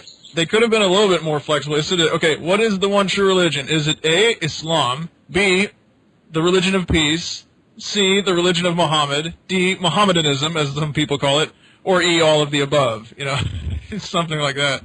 Yeah, that's ridiculous. The other thing is, I think I learned something important today, because the impression that I was under about the exportation of an increasingly conservative to an extreme doctrine from Saudi Arabia was, I had this notion of the peninsula and maybe the Levant to a certain extent being kind of like the breadbasket of Islamic conservatism, and the Saudis were just the chief exporter out of the region, and just made sure that their doctrine reached all of North Africa and Central and Southern Asia and the Americas and Europe. In other words, I thought that the region wide was just wired that way for some time, and that they were the key.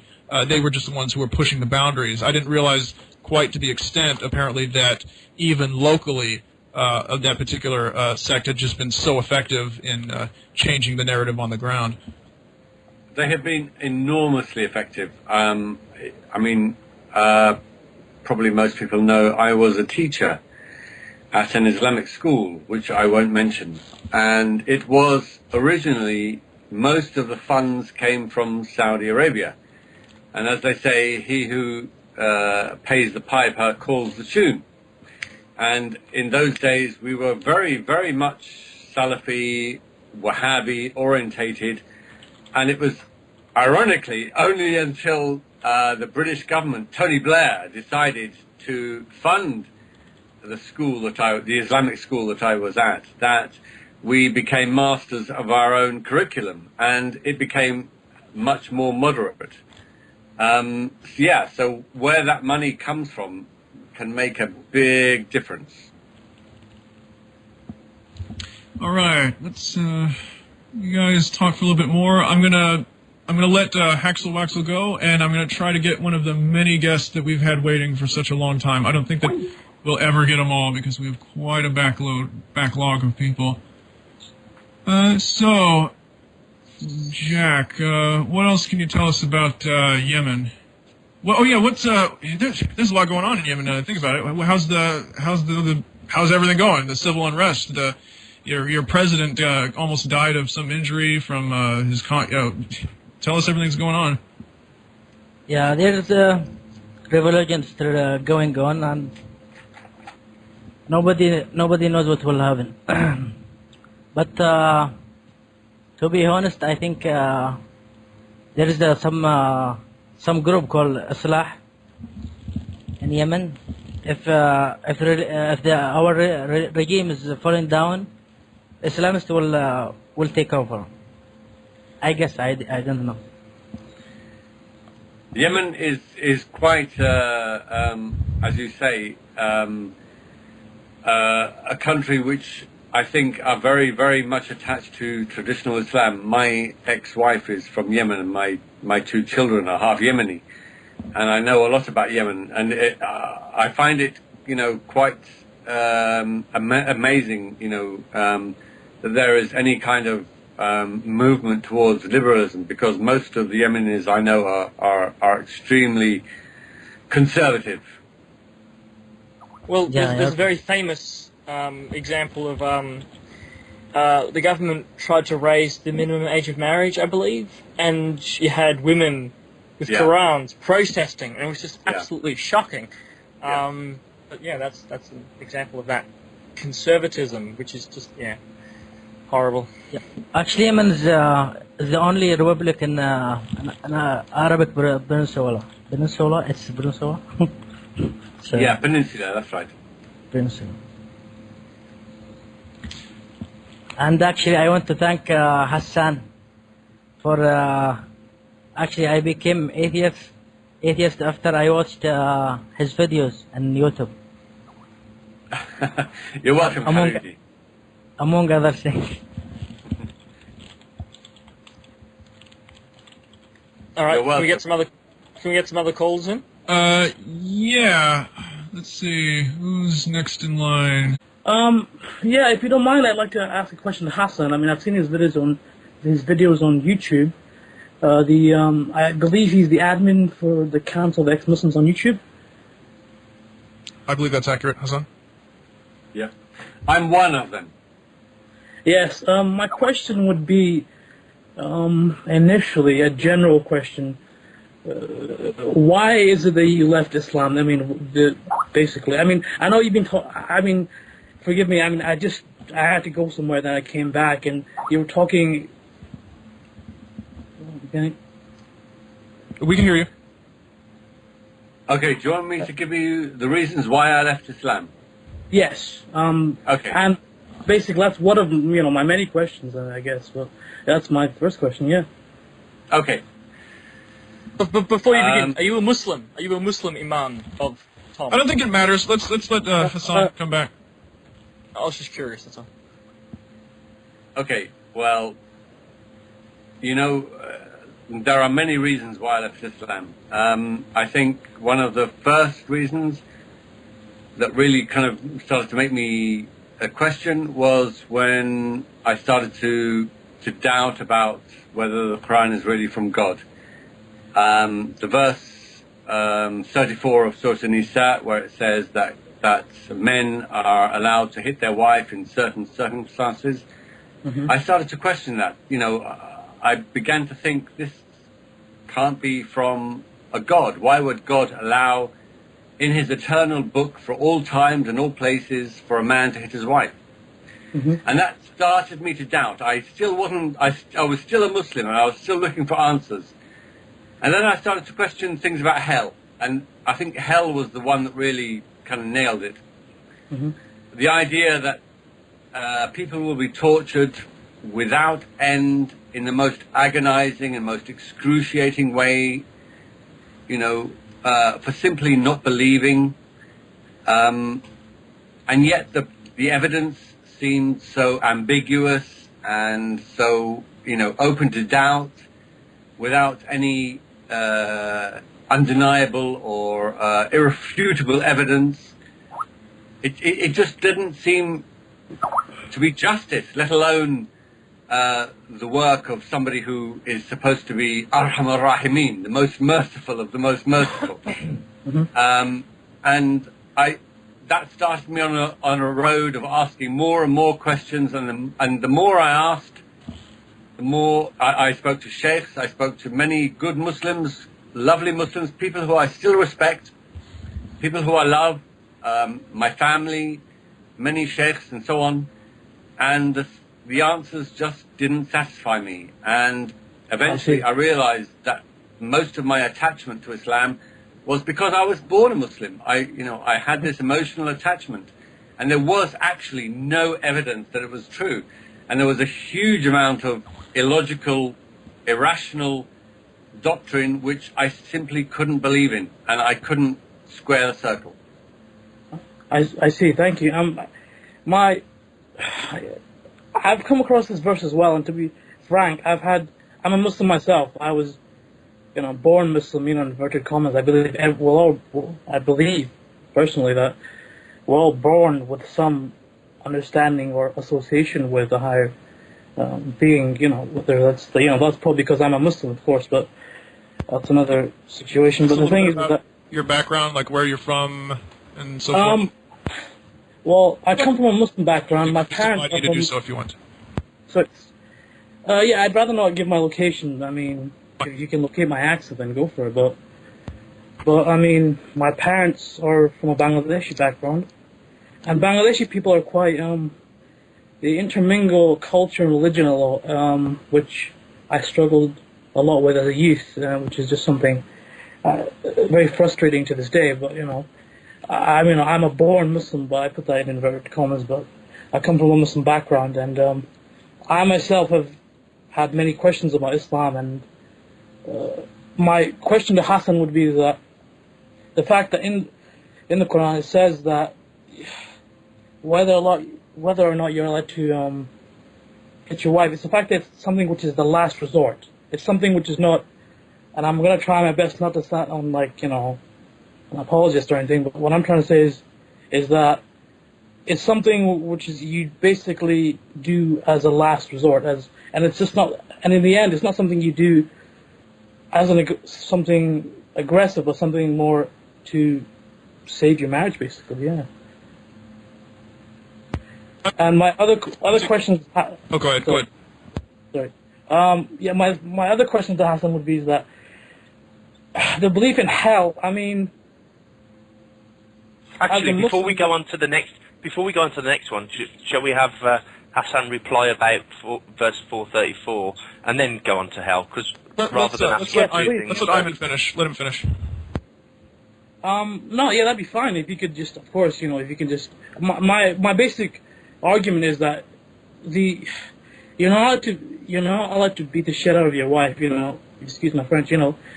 Black and blue. It's something which is a last resort. Even then, there are restrictions upon this. I'm sure, everyone here has researched this to a certain extent to see that to actually do it in the way we associate in a Western context is not allowed Islamically. I don't understand. Moreover, it's something you do as a last resort. That's just my basic, and this is my question to Hassan would be, why did you struggle with this verse so much? Okay, I never ever believed that you were allowed to beat your wife black and blue. Mm-hmm. I accepted the idea that it was just a symbolic tap on the shoulder or wherever, not on the face, with a miswak or a handkerchief or a feather. Mm-hmm. But to me, this makes absolutely no sense. Try and picture the scene. You've talked to your wife. It says, فَعِذُوهُنَّ, speak to them, sermonize to them, and they didn't understand. And then it says, وَهْجُرُوهُنَّ فِي الْمَضَاجِعِ, separate from them in bed. In other words, a trial separation. And that didn't work. And so after speaking to them and a trial separation, then you should وَضْرِبُوهُنَّ, then hit them. وَضْرِبُوهُنَّ means hit them.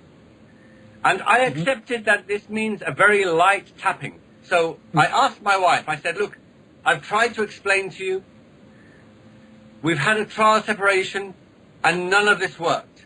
So now I want you to stand still for a minute, and I'm going to take this little miswak and I'm going to tap you on the shoulder, you know, a few times. 1, 2, 3, 4, 5, maybe 6 times. What's she supposed to say? Yeah, you know, you spoke to me, it didn't make sense. We had a trial separation, it didn't make sense. But now you've tapped me on my shoulder, it all makes sense. I see the error of my ways. I'm sorry, this is ridiculous. It is absurd. I know what, really, in my heart, what this meant. In the time of the Prophet, in the 7th century, in 7th century Arabia, you were allowed to hit your wife. And hitting your wife was a way of bringing her into, you know, subjugation. But this is not acceptable now. To say that, you know, to hit her with a feather or with a handkerchief is ridiculous. And to assume that this is going to solve any sort of problem, it's ridiculous. And this caused a real problem. It didn't make me lose my faith. I still was a Muslim. I started to think, I don't understand this. I want to know more. I don't understand. It began to make me doubt. I see. Before you come back, Ayman, you said something that almost made me interrupt before Hassan could even speak, because you said something about Islam doesn't allow a husband to beat his wife black and blue.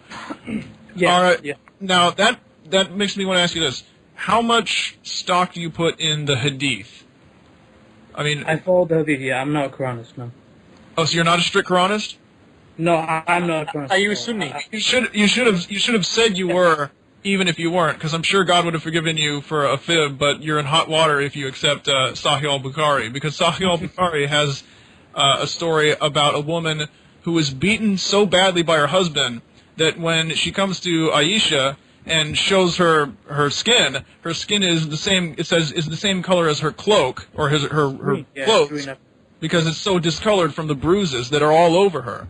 And then the husband comes up later, and you know, this woman's husband and Muhammad come together, and Muhammad doesn't have a single harsh word for this husband at all. So if that hadith is authentic, it means that the man who founded depending on how you look at it, he either founded the religion, if you look at it from the skeptic's point of view, or you know, he was the recipient and therefore the highest earthly authority on this word. He had no problem at all. He didn't have a single he reprimanded the woman, and then let the man go apparently with no issue.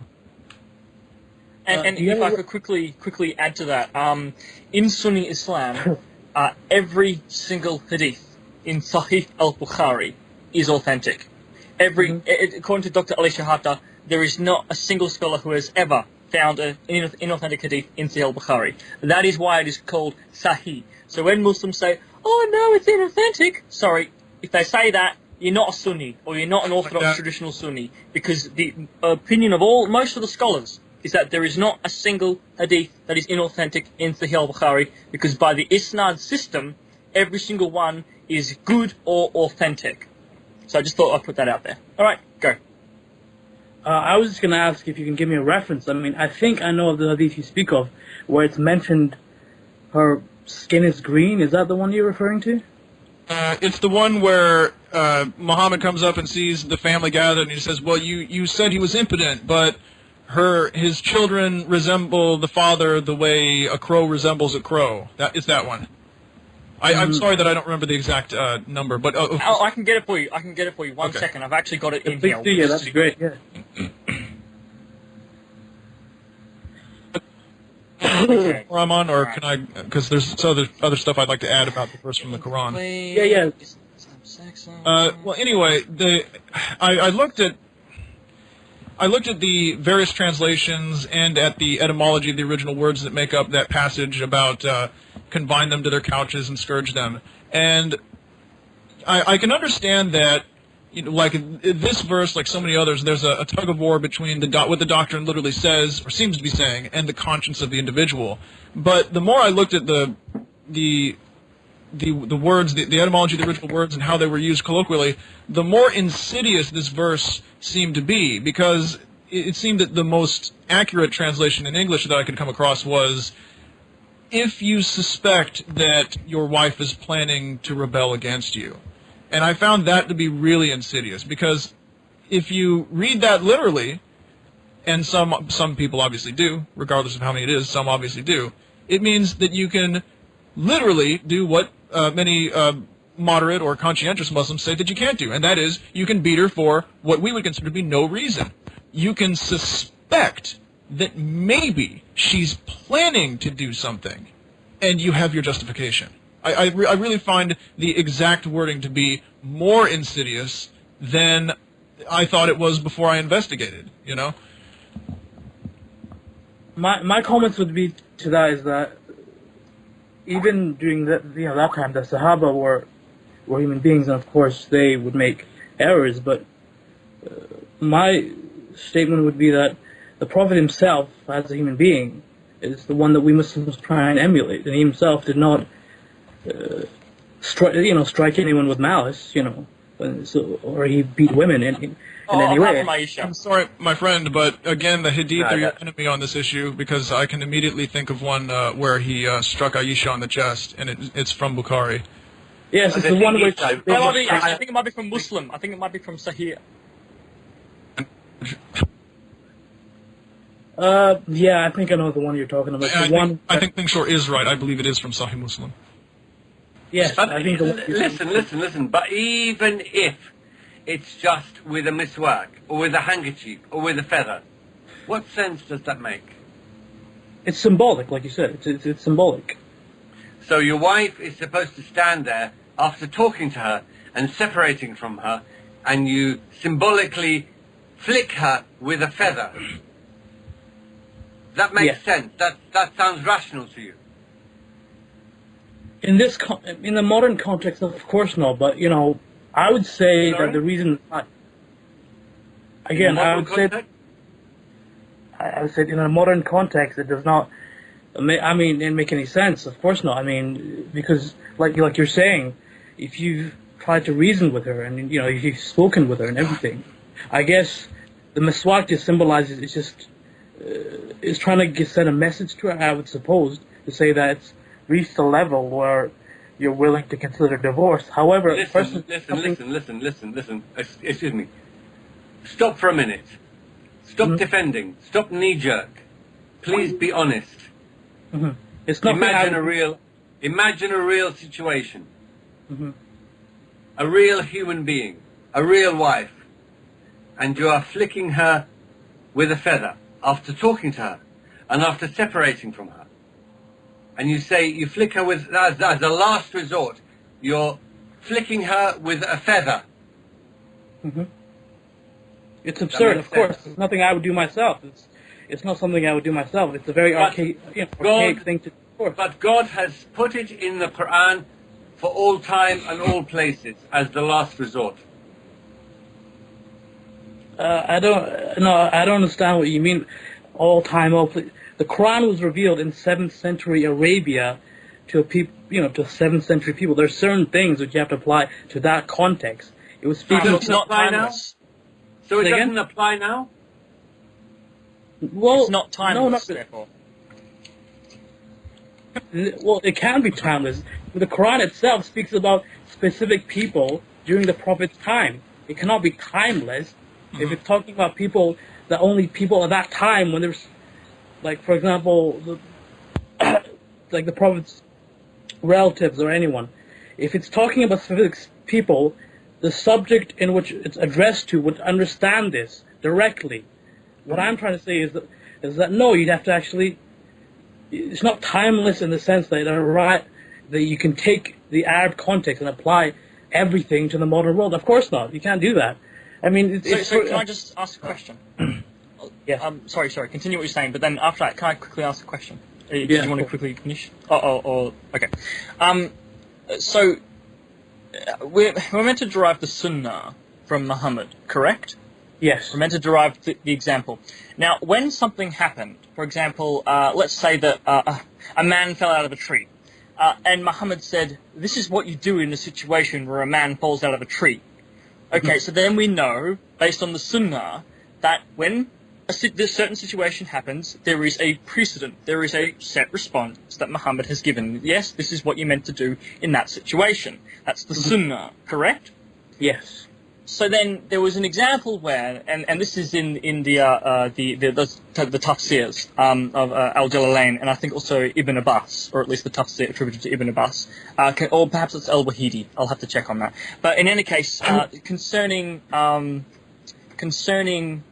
the issue of a woman who was beaten by her husband. In fact, I actually made I took the tafsirs, but I just rendered it into more palatable English. But this is what the tafsirs are saying. Oh, and it's Ibn Abbas, and it's also Al-Wahidi's Asbab al-Nuzul, which is the earliest contextualization of the Quran. Basically, what was the context in which it was revealed. Okay, and this is my more palatable English transliteration of it, but in actual fact, this is what the tafsirs are saying. Just, they say it a little bit differently. But this is what they're saying.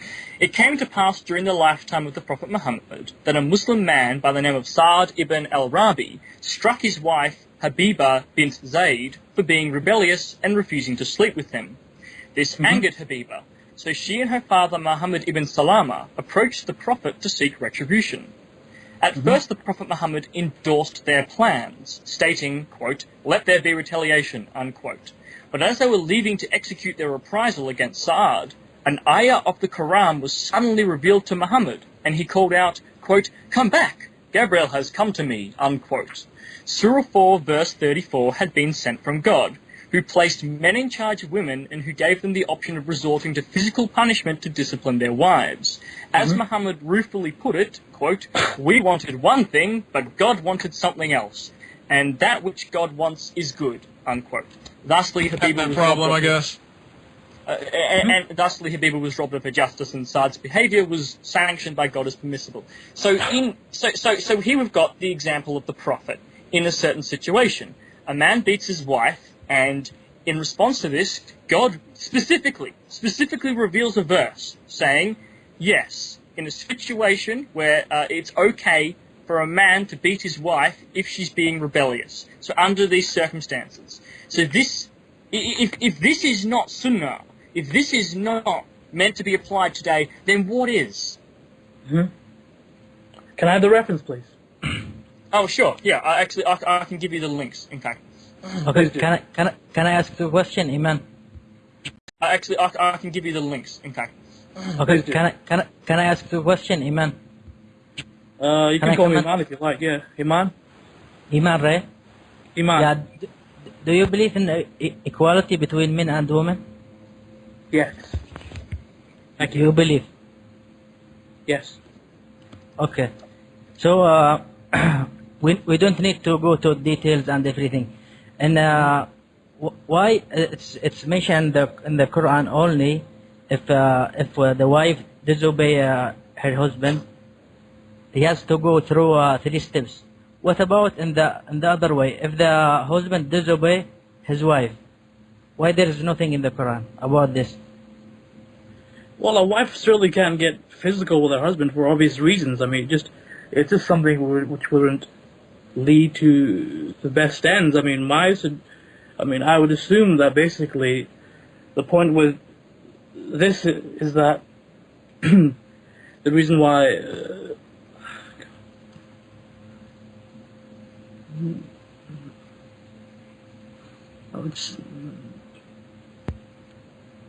Can I insert something? Yeah. You know, you said earlier that you were talking about how you, as a Muslims must follow the example of Muhammad. I don't remember exactly what you said, but something like that. And I think that is really at the core of the problem that a lot of non-Muslims have with this, and I think that a lot of moderate to liberal Muslims have with this issue, in that, you know, you, from what I can see, are a much more ethical person than Muhammad ever was. Because I still remember reading that hadith about Muhammad seeing this woman who is beaten so that she's disfigured, and then he makes this comment about, oh well, his kid, you know, his sons resemble the father the way a crow resembles a crow, and you know that the way he says it, it just seems so glib that it added this additional layer of callousness onto the lack of a reprimand for the husband. You know, like you from. But it says in the hadith also that, I mean, the best of the people are the ones that don't do it. I mean, it also says this as well. So, I mean, the Prophet himself said that the best among you are not the ones who do it, meaning that, you don't beat your wives. I mean, the best are the ones Sunan Abu Dawud?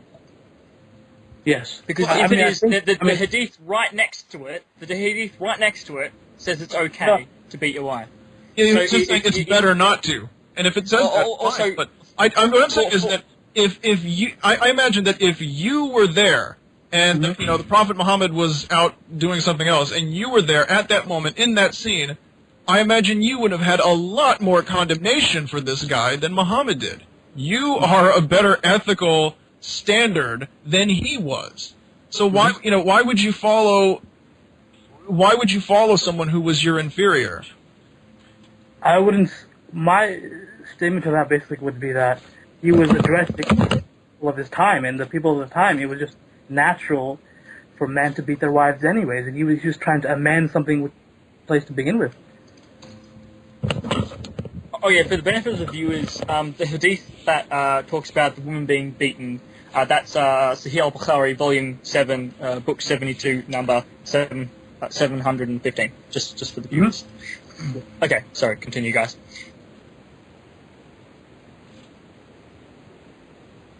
Basically, all I was trying to say was that he was speaking to an audience which would naturally, it was there. It was just something that was there to begin with. Men would beat their wives at that time, and it was just something he was trying to amend. It's just something that, with the same situation with slavery. It's the same situation with slavery as well. Slavery, in an Islamic, of course, Islam did not abolish slavery. It never did something like this, but because in this particular situation, there wouldn't be any benefit in abolishing it so soon because of the societal structure at the time. I disagree. Can I quickly reply to that point? Interject? When a wife fears from her husband, it's in the Quran in Surah An-Nisa 128, and it says, وَإِنْ إِمْرَأَةٌ خَافَتْ مِنْ بَعْلِهَا نُشُوزًا, nushuz, the same thing, أو إعراضا فلا جناح عليهما أن يصلح بينهما صلحا وصلح خيرا.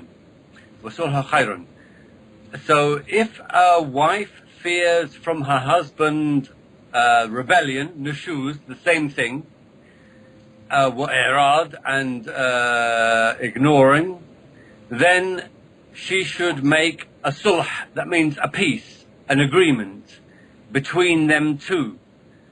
وَصُلْحٌ خَيْرٌ, and the tafsirs say that the agreement can be that the wife can give up some of her rights to the other wives. Does that seem fair to you? So basically, a wife would have to give up some of her rights to have harmony among other wives in a polygamous situation. Is that what you're saying? In a situation where a husband is being nushuz, the same as when a wife is being nushuz, the same word. When a wife is being rebellious, he can hit her. When a husband is being rebellious, she must make an agreement, which means also giving up some of her rights. Well, what you're saying to me, of course, no. 2 sets of rules. I understand what you're saying. There's a double standard for women, and of course, hearing what you're saying, it's unfair.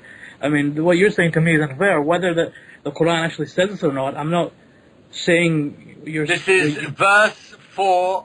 Surah An-Nisa 128. Read it yourself. وإن امرأة خافت من بعلها نشوزا أو إعراضا فلا جناح عليهما أن يصلح بينهما صلحا وصلح خير. Also, just to quickly, with the two hadiths in Sunan Abu Dawud, the first one that you referred to is Sunan Abu Dawud, Book 11, number 2141, which says they are not the best amongst you. The very next hadith, Book 11, number 2142, says, narrated Umar ibn al-Khattab, the Prophet, peace be upon him, said, a man will not be asked as to why he beat his wife. Okay, sorry, continue. All right, so anyway, we're back to Hassan's point. Read that verse. Wait, Klingschor, could you read that again? Because I would have thought that even in the much more conservative times, there would be some sort of process for redress. You know what I mean? Mm-hmm. But that's sorry, what's this referring to? I'm. He shall not be questioned. I would have thought that even during the Middle Ages, you know, at least in the you know, given how the Sunni Muslims were, and I don't mean this as derogatory, but so obsessed with the religious legalism, I would have thought that they would have at least some sort of court to have redress. I think they did. They probably did. This is just the hadiths. We're just looking at the hadiths here, not the fiqh. But anyway, back to what Hassan was saying. That was very important with the Quran. Can you return to your point? I'm sorry. I just wanted to make sure that everyone knew that we had our proper sources here with the Quran. So I think, Hassan, would I be correct in assuming that you're basically saying Islam gives women a double standard, you know, with this particular issue? Is that what you're trying to say to me? Yes. Would you agree with me that Islam, at that time, did things to benefit women? Oh! Can I jump in here? I've got a perfect, a great example of how this is total bollocks. In Islam we have the triple talaq, right? Under Islamic rule, a man can say talaq, talaq, talaq, and she's divorced. What people and women cannot do that, and it's really difficult for women to get a divorce. For men, they can just say talaq, talaq, talaq. Well, funny thing is that this talaq, talaq, talaq is actually from the Romans. The Romans invented this, and basically was a man could just say talaq, talaq, talaq, and they were divorced as long as there was like some witnesses around. Guess what? Women could do the exact same thing under imperial Roman law. They could just say, I divorce you, I divorce you, I divorce you, in public with witnesses, boom, the man was divorced. It's an example of why Islam did not improve women's rights above the standards. Just, I mean, in some cases maybe, but not significant enough. It went in reverse. By Arabian standards, by ancient Arabian standards. Oh, okay. Can I reply to my Muslim friend? I'm sorry, I don't know your name.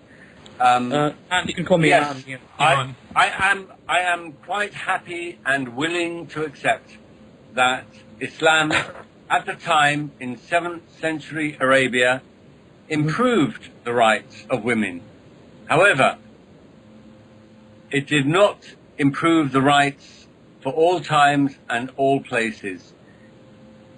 7th century Arabia was very backward at that time, and improving their rights does not improve their rights today, which is 1,400 years later, when man has evolved and society has evolved and the relationship between men and women has evolved and changed. And therefore, the rules set in place by the Quran in 7th century Arabia are simply out of time and out of place. For Iman or Hassan, whoever feels they can best answer it, let's bring out some examples of how Islam improved versus the pagan society that was prevalent in Arabia at the time. So what improvements to women's rights did Islam allegedly introduce? Well, one thing I would say is the burial of female infants. The Quran specifically says that this is wrong, and that the burying of female infants alive is wrong. That was an improvement. So the word infant is gender specific in the original Arabic? Because in many of the English translations it's gender neutral. You know, I can't recall it exactly at the moment. As far as I know, it's about female infants. Yes, it's female. الموؤودة. Kind of silly. Al-Maw'uda, yes. Female. Yes. So Quranic exegesis is a lot of the slipperier apologists for the religion. They will try to say, oh well, if you go, see, the problem is you're looking at the translation. If you go back to the Quranic Arabic, it's much more vague. It could mean many different things. What I found from is just the exact opposite, and that the Semitic languages in general, and I think Arabic in particular, it's quite the opposite. It's much more precise because it's an Aglut native language, and it just packs more meaning into each individual word. So it instead of making it more vague, it clarifies when you go from the translation back to the original Arabic. Look, in the context of 7th century Arabia, Islam did improve women's rights to a certain extent. But in the context of today, I'm sorry, but it's fallen far behind. Would you agree? I'm sorry, I don't know your name. Well, I'm going by Iman, so basically, I mean, I would agree with you. Yeah, I mean, I'm not sure whether Islam would need reform. I would say that I think someone else was saying that there needs to be a consensus among the ulama, what we actually, because there's conflict and disunity among Muslims themselves to establish anything to begin with. But I would say that in a modern context, you'd have to look at. In modernity, no, there's certain things you just can't simply do. Yeah, that's right, of course. And, I can't disagree with that. Of course, in certain things you just can't do in this day and age. Can we move on to the next question of hell, eternal hell? Yes. Basically, my understanding is that the individuals that go to hell are themselves to blame, because they were, unrighteous people. Is there anything you'd like to... Yeah, but listen, no matter what somebody has done, think of the worst possible human being. Think of Hitler. Think of any human being who has done the worst thing. Do they deserve to be kept alive without end, tortured forever and ever? Every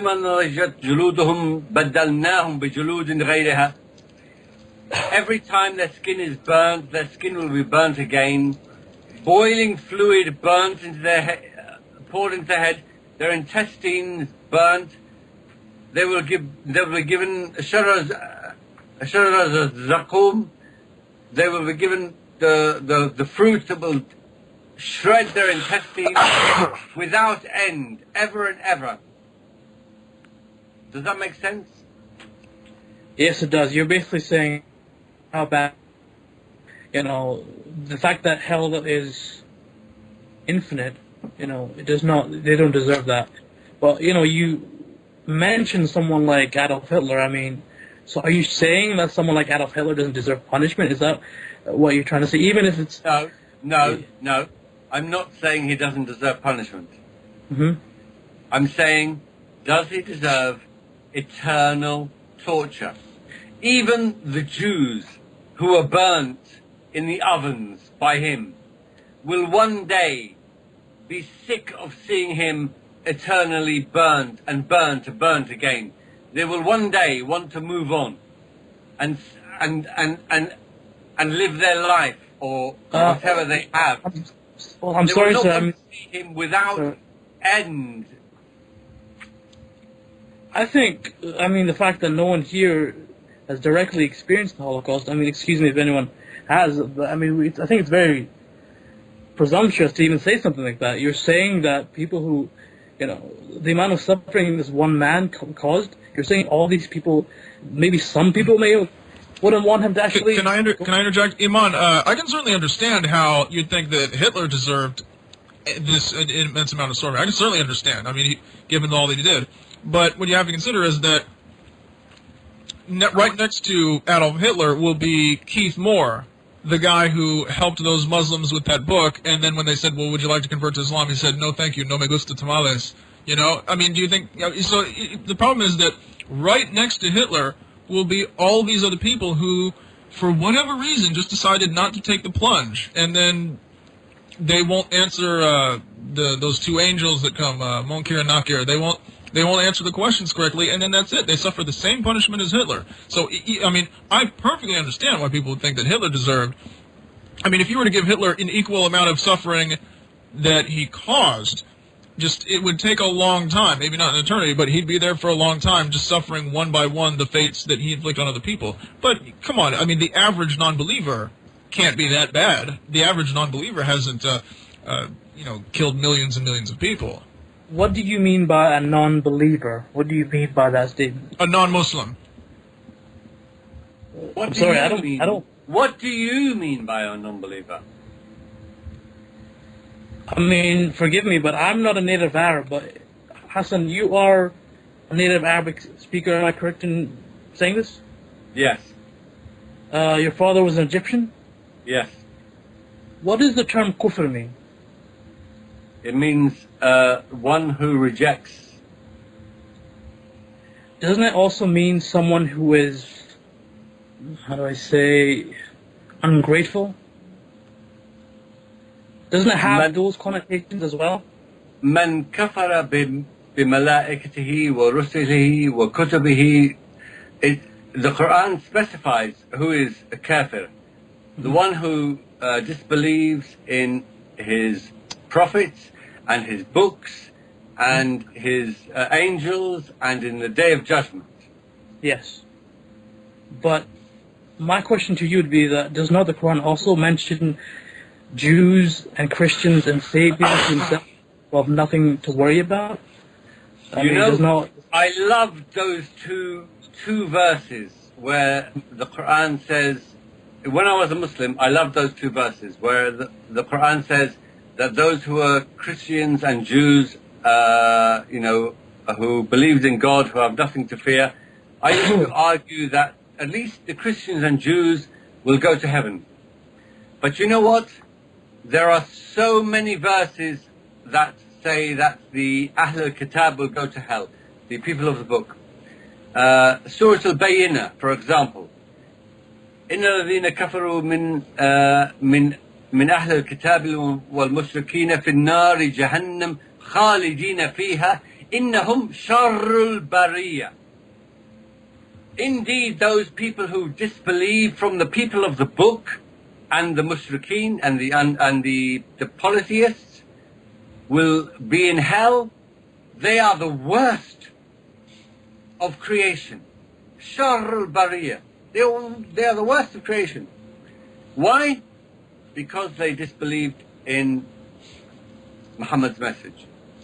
Can you give me some moments to read this verse? Can you give me the reference, please? Surah Al-Bayyinah. Surah Al-Bayyinah. I'll find it for you. You know Surah Al-Bayyinah. Surely you know Surah Al-Bayyinah. That's the one that everyone reads in Salah. You know, I've always found the verses about the people of the book, very difficult to reconcile, whether you're coming or going, whether you're making argument that, they go to hell or whether they go to heaven, whether there's a division. It seems to me that these, it's one of those pairings of verses that they just seem to butt heads with each other all the time. The two verses that seem to suggest that they go to heaven and then the one verse that seems to suggest they go to hell. And it seems like a common, I don't know if it's a majority interpretation, seems to be that all the Muslims, all of the Ummah will go to heaven, all of the polytheists and non-Abrahamic faiths will go to hell, but the Jews, Christians, Sabaeans, and other, they will be, some will go to heaven and some will go to hell. That seems to be the compromise that I've found. But I found that, the more moderate to liberals say, oh no, all the Jews and Christians can go to hell unless, they can go to heaven unless they were really rotten. Most of them will go to heaven, and then the more conservative interpretations will say, oh no, Jews and Christians, forget about it, they all go to hell. And there is admittedly a lot of flexibility in how you could read those verses. Okay, listen, Habibi. It's verse 9. It's Surah 98, which is called Al-Bayyinah, and it's verse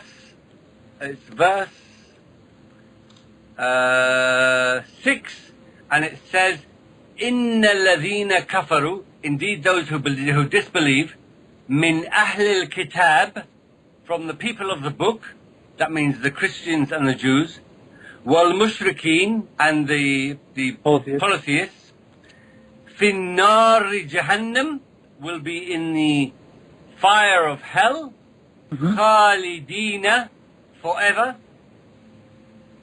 "ulaika hum sharrul bariyah," they are the worst of creation, they are the worst of creatures. Can I ask a question? Yeah, sure. Iman. So you was born a Muslim, or are you convert? Me, I was born a Muslim. I come a Muslim family. I am asking Iman. No, hang on a minute. I think we should let him answer Hassan's point first before we move on. Yeah, that's true. If we keep throwing things at him, and we've got to let him answer. He's the guest. So agreed. Yeah, basically, Hassan, I am not a native Arabic speaker. I mean, but I've asked you the question: does kufr have connotations of someone who is ungrateful? In other words, an ingrate. Is that something? Yes. So would it be correct in saying that the verse simply is saying those? May I ask you, in the Quran, in Surah Al-Baqarah, basically in the beginning, it talks about mushriks. Who are mushriks? Who are mushriks? Basically, people who are outwardly believers, but inwardly they're not. And the same. Yeah. Sorry, isn't that the etymology of the word? Sorry. I'm sorry. Munafiqeen is hypocrite. Mushrikeen, I thought, was polytheist. I think there's a difference. I'm sorry.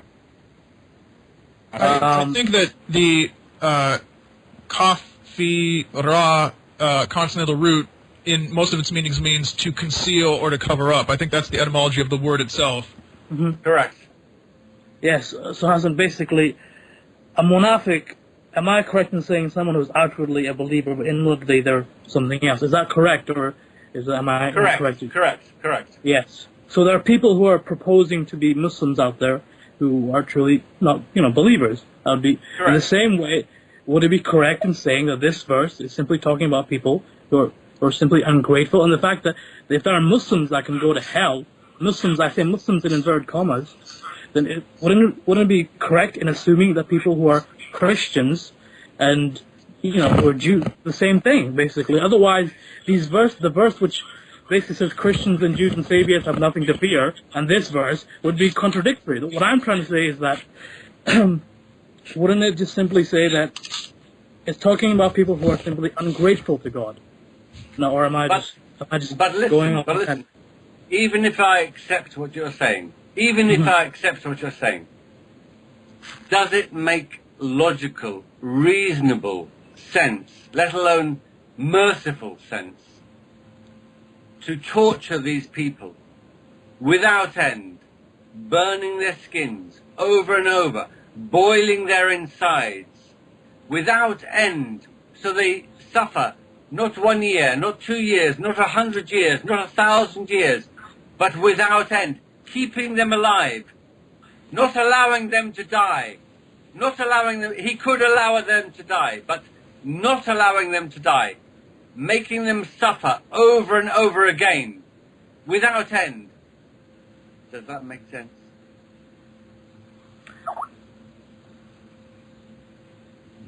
My basically statement to that would be that who are the people that would actually go to hell? I mean, my belief is that anyone who would go to hell, they themselves must have done something to deserve that punishment. But the fact that you're saying the fact that it's infinite is just unjust. That's what you're trying to say. It's just unjust that it's an infinite hell. It's never ending. Can I? Sorry, I have to. I might derail. I'm going to rotate callers out. I'm going to say goodbye to Jack. Jack, thanks for coming. We've got other people who are waiting to join. Salam, and I'm going to bring in Stop Spamming. I hope he's ready for us. The thing is,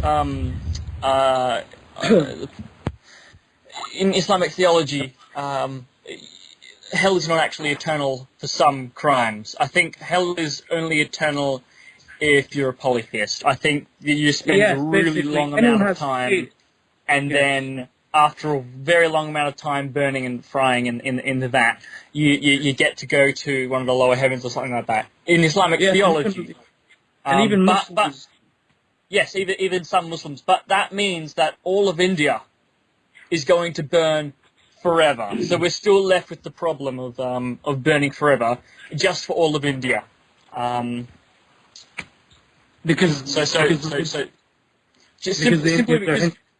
Yes, because they're polytheists, because polytheism is the one unforgivable crime. So if you die a polytheist, which is most of India, you are going to burn forever. The Hindus, but I would argue that the Hindus are not polytheists. Fundamentally, what is polytheism? Polytheism is shirk, right, or shirk, or however you pronounce it, which means associating partners with Allah. Associating partners with Allah.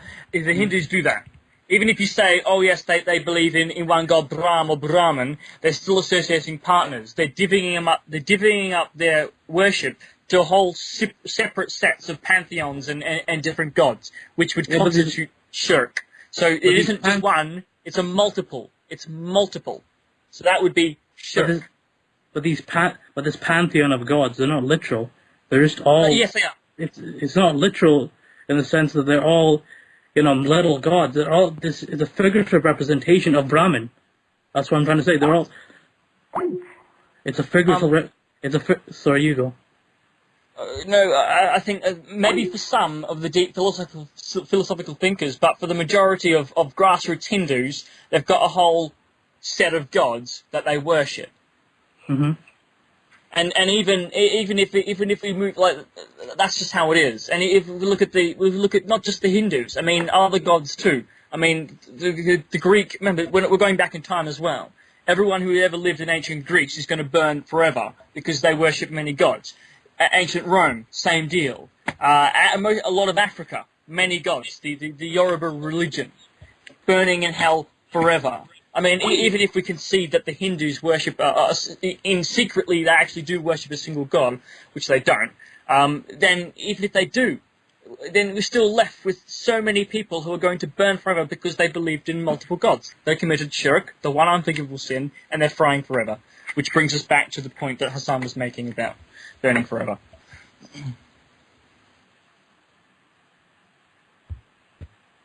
You know what I think is a shame?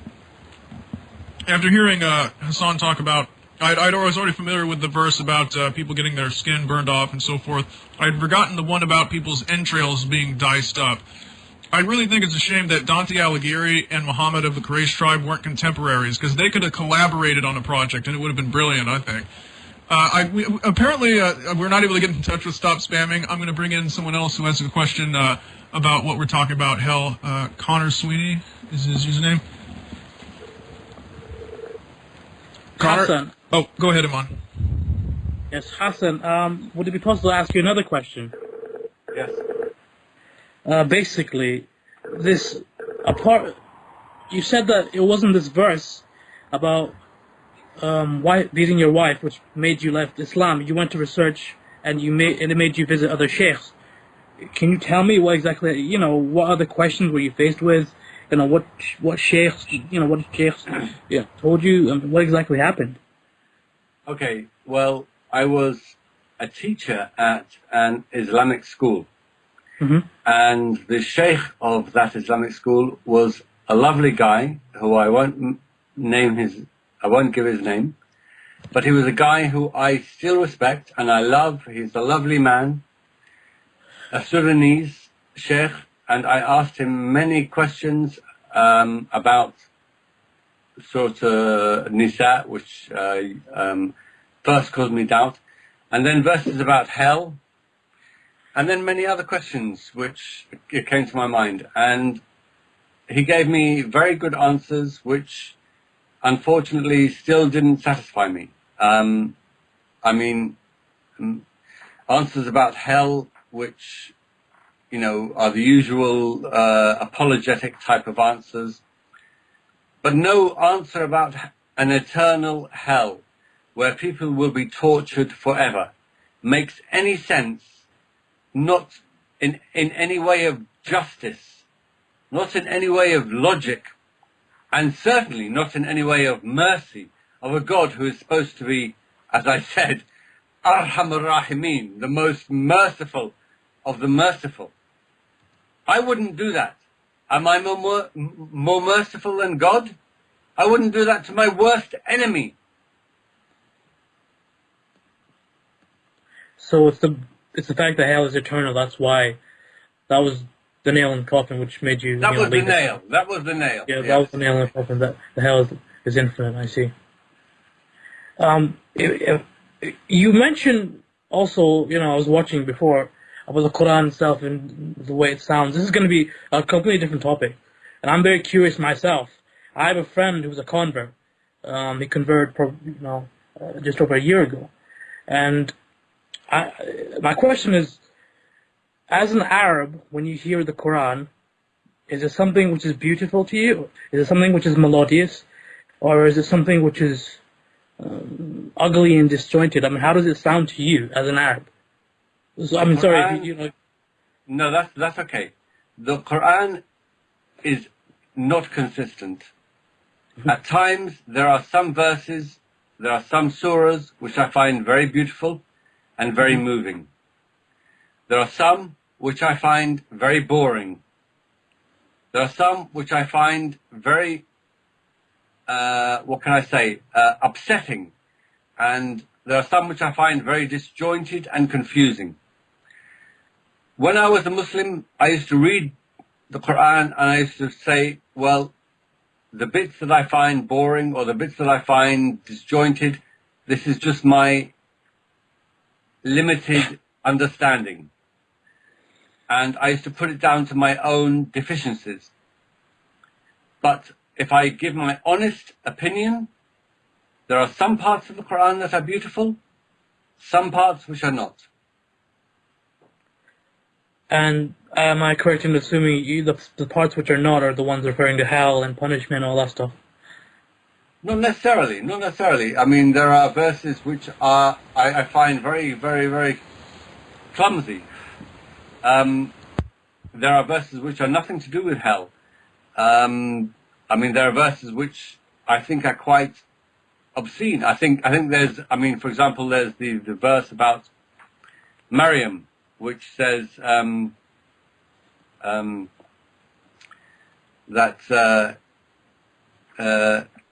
نفخنا فيها من روحنا, we blew into her from our soul, from ourself, and it's talking about the birth of Jesus.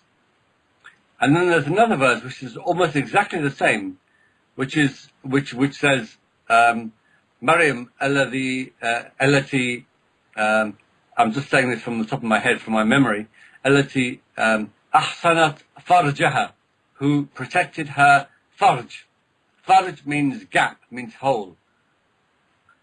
فنفخنا فيه من روحنا, so we blew in her hole from our soul, from ourself. Now, to me, that's very crude. To say that you blew in her vagina is very, very crude, and I think this is actually a mistake. I think it actually should say fiha, we blew in her. But whether it's a mistake or whether it's not, it's very crude. I think, sorry to jump in, but DPR Jones is having a heart attack in the comments section because we keep on. Well, it seems that there's three main subjects we've covered: wife beating, and is it like Muhammad gave it, and God specifically in a specific example said this is what you're meant to do. So do we disregard the Sunnah or not? That's one issue that you didn't. I mean, you must be. I'm sorry if this is making you feel uncomfortable, Iman, but you did not answer that. You just skipped off to more, or perhaps we accidentally moved it off to another. But it's as likely our fault as his, maybe more. The second is double standards for women, which is what Hassan was saying. That the Quran says it's men can beat their wives, but women have to, just be whatever, compromise. The third is the eternal hell. You just skipped off straight to the is the Quran sound beautiful? You actually did not answer that. So there's these three issues that I think you might be finding troubling, and I'm sorry about that, but I think these are very important issues, and I wonder if you could actually give an answer, or try to explain why, one, is wife beating okay or not, because the God revealed in the situation what was the correct response to wife beating, and yes, it was okay. So is that sunnah, or do we disregard the sunnah?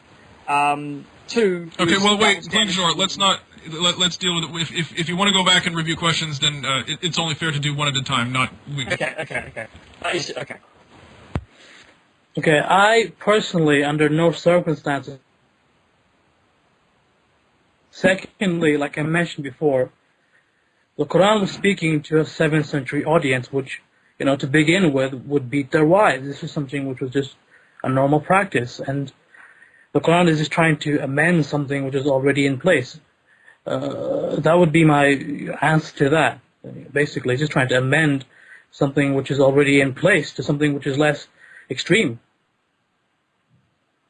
So is it applicable in all time or not? Do we follow the sunnah or not? Can we beat our wives or not? It's very simple. Of course not. Not in this day. No, of course not. For several reasons. Of course not. So the sunnah no longer applies. The sunnah no longer applies. Let him answer, please. Let him answer. Sorry. Guys, we're talking about a book which was revealed in the 7th century in Arabia. Every single thing cannot apply in this day and age. Of course not. Certain things are specific to that time. Come on. But if this goes, then everything goes. Here was the situation, and this was okay. What do we do in this situation? God responded. God said, yes, it's okay to beat your wife in this situation. So that is clearly, if we throw that away from the sunnah, we throw everything away. What else is there? There's a situation. I'll actually contend with you on that, Klingschor. I don't think it necessarily. I think it presents a weakness in the sunnah as a body. But let's face it, even in the case of the Sahih, there is wiggle room. We just have to be honest. There is still room for something to be mistaken. Like you said, the two Sahih collections are supposed to be nearly perfect or good to authentic. But let's face it, one could be wrong, and the scholars who made the decision could be wrong, and it wouldn't mean that it's all thrown out the window. But there you have it. It certainly doesn't speak well of it.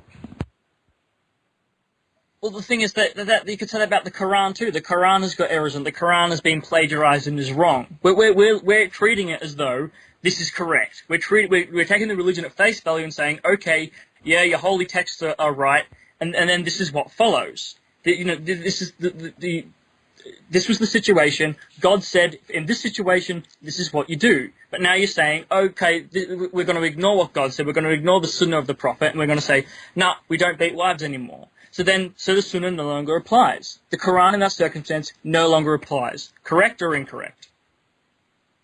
Of course. Like I mentioned before, slavery. The Quran speaks of slavery and how you treat slaves, and you treat them justly. But in this day and age, we no longer have slaves. Hence, it does not apply anymore, because slavery does not exist, in a Western or modern context. So yeah, there are certain things which simply, in this context, would just not be applicable. Of course not. Right. So it's not time. They do exist. Okay. They do exist. They do exist in some places. I'm sorry. Yeah, slaves do exist, but in a Western in Muslim North Africa. Yeah, of course, slaves do. And somewhat ironically, it's a persistent problem in some rural areas of the Muslim world. But what can you do? I'm sorry, I know Connor has been waiting a long time, and he has something that's a little bit off topic, but he's been patient, so I'm going to allow him to ask a question that's not dealing with what we were talking about. Connor, go ahead. Can you hear us? Are you ready? Hi. How's my audio? We can hear you. Hi, man. Answer the question. Go ahead and ask the question. We should be able to. What do you think about Adam and Eve? Do you think it conflicts with evolution, or do you think that you can reconcile the two? So is that question to me? Well, yeah, I presume, because you evil evolutionists. So, basically, I treat the Adam and Eve story as metaphysical in the sense that we're all, as human beings from one source, it's about brotherhood, and they're all one. In a literal context, I believe human beings have a common origin. With regard to Darwin, and basically, there's nothing I can say about that. I don't have enough knowledge to comment on Darwin. I'm quite ignorant on that, if I'm quite frank. I mean, I would say the notion with Adam and Eve is that it's metaphysical in the sense that we human beings have a common origin. Hence it's talking about the golden rule. We should treat others like we want ourselves to be treated, because we're all one, basically. That's what it's basically trying to say. You have to read between the lines. I mean, otherwise, the Quran, that's the whole point of the story. We're all from one source. Earlier on, I said that I was guessing that you were a more ethical person than Muhammad, and I was surprised that you took that so well, because I would have thought it would be construed as blasphemy, but thankfully you didn't take offense. And now I'll repeat that. You're clearly a much more ethical person if you took the lesson from the Adam and Eve story that all people are equal and we should love each other and all of this business, because the prophet of the Islamic faith clearly did not think so. If these stories that are told about him right, I mean, he's saying, okay, well, the end of days won't come until the Turks with their flat noses and beady red eyes are destroyed. Clearly he had his own ideas about human equality and so forth. Sorry, the Turks. Yes, the Turks. I'm not sure what you're talking about yet. Can you... Just a really funny point. Harun Yahya and Turkish creationists often say, oh, Darwin was racist because he said something nasty about the Turks. And yet here we have Muhammad describing the Turks as in this really horrible manner. Guys, I'm not really a fan of Harun Yahya myself, if I'm honest. Yeah. Oh, no, I'm just pointing out the irony of the situation. Yeah, I'm not connecting you to it. Yeah. All right, so back to the... Yes, so Muhammad said that about the Turks. Continue. Sorry. Yeah, there's a couple of hadith, and I apologize that I don't have the sources ready, but it's easy to find. And he said, well, the end of days won't come until there's this fight with the Turks. And in another, he makes what have been regarded as some very unflattering descriptions of their appearance, and he describes them as having flat noses because at the time the Turks referred to a Central Asian people who had yet to come down. The Oghuz Turks had yet to attack, and clearly, and he says in another hadith that they're going to be wiped out by the Muslim civilization, and there are other hadiths. Really? What's that? We're talking about the Turks. There is a prophecy which says that the Muslim civilization would wipe out the Turks. The Ottoman Turks. We're not talking about. We're talking about these people. No, we're talking about the Turks of Muhammad's time. There were no Ottomans yet. I mean, remember the Turks at the time they would have looked practically Chinese or Mongolian to us. But the Turks of today, they have so much Persian and Semitic blood that they look like the Turks that we know. But at the time, yeah, go ahead. You're saying there's a prophecy which says that the Muslim civilization would wipe out the Mongol Turks? Because that's just contrary to history. In history, it was the Mongols who actually wiped out the Muslim empire, and the Mongols themselves became Muslim. Exactly. I mean, but I wasn't going to raise that because it was a separate point. I was just saying that his attitude towards them, both in his description of their appearance and... Is this a prophecy or is this an opinion? Because this is from the hadiths. This is from the hadiths, and it's not. It seems that the people of the, like you said, it contradicts history. So I'm sure that there's a lot of people in. I'm not familiar with this. I mean, I apologize for bringing it up and not having the links, but I just recently got into a conversation where this came up before, and I looked it up and scrupulously checked my work. But you know how it is when you have internet debates, you don't always keep your notes with you at all times. I probably should start doing that.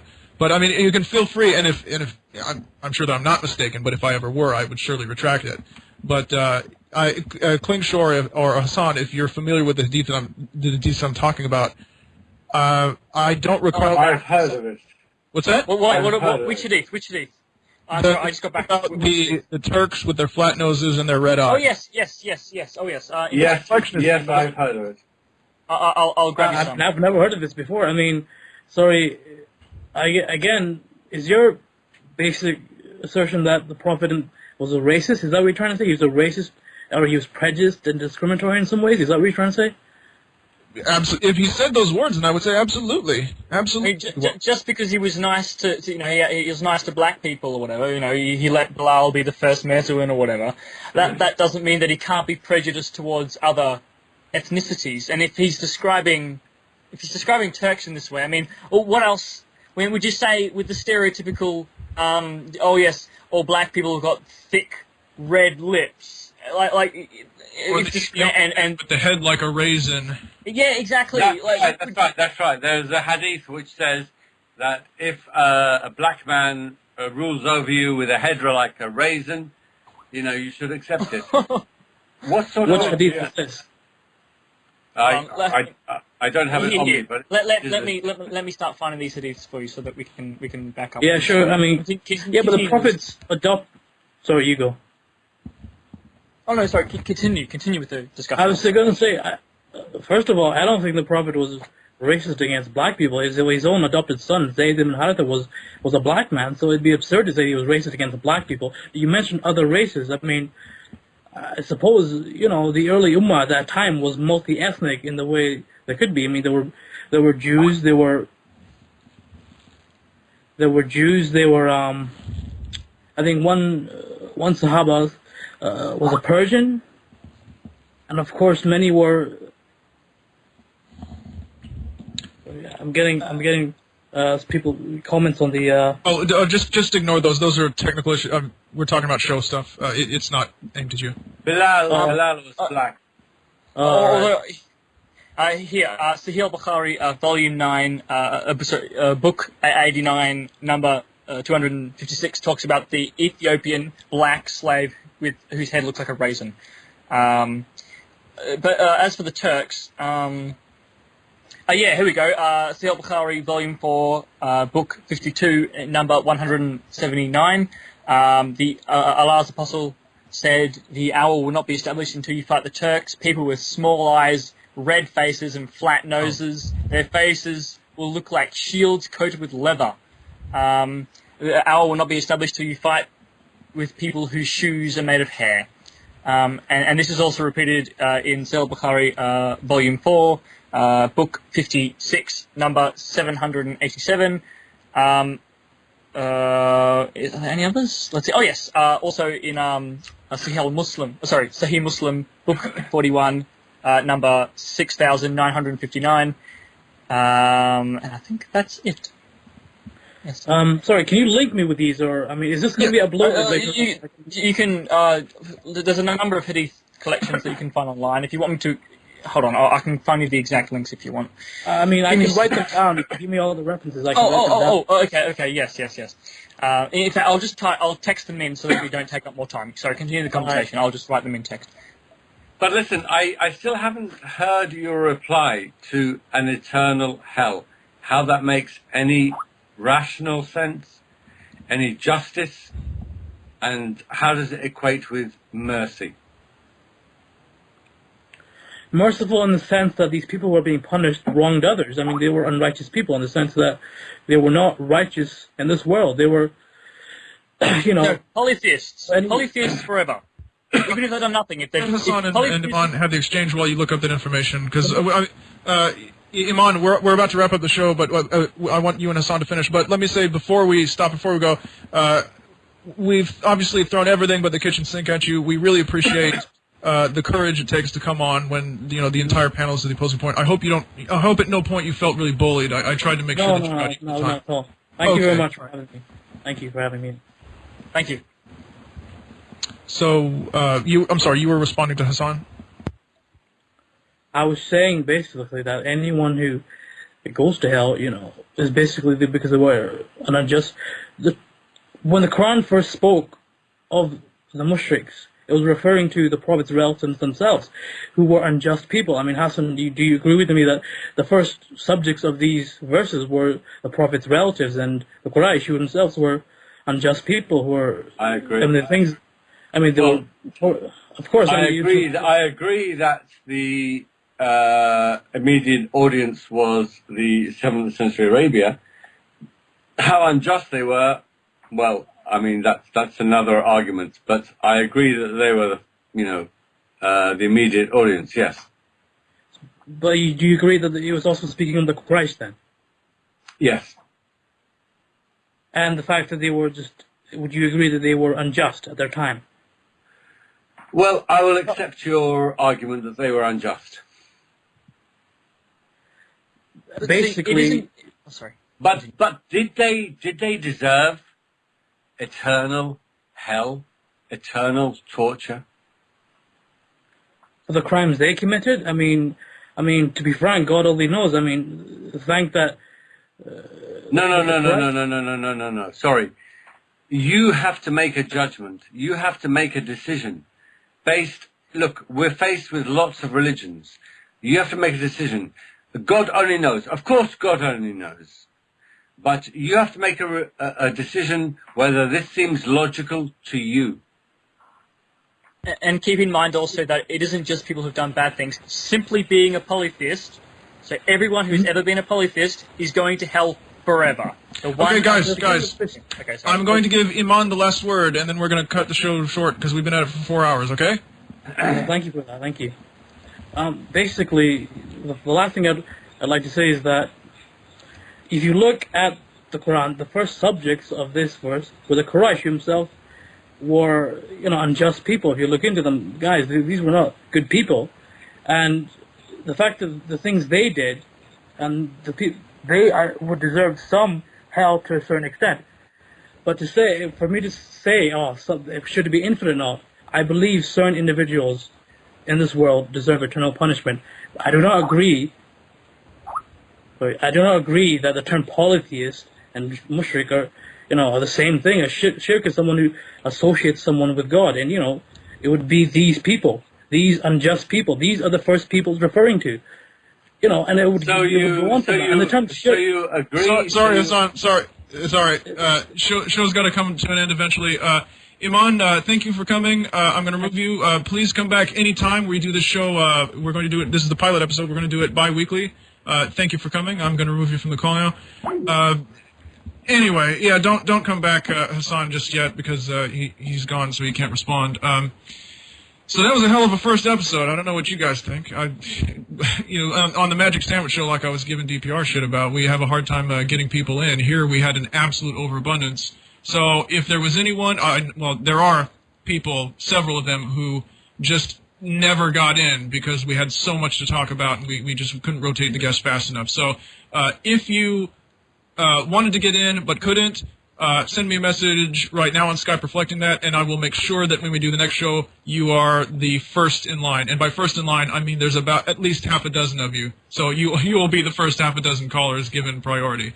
Thank you, everyone, for coming, especially to our believing friends who had the courage to come up here. We never try to beat up on people, but just like the Magic Sandwich Show, it sometimes can get heated, sometimes can get a little bit crowded as we talk over each other. Thank you to the Rationalizer, peace to you all, better known as Hassan, CEMB admins, and Klingschor, and to all of our guests. And we will see you again in 2 weeks. Thank you. Bye. Ciao, I guess. Bye.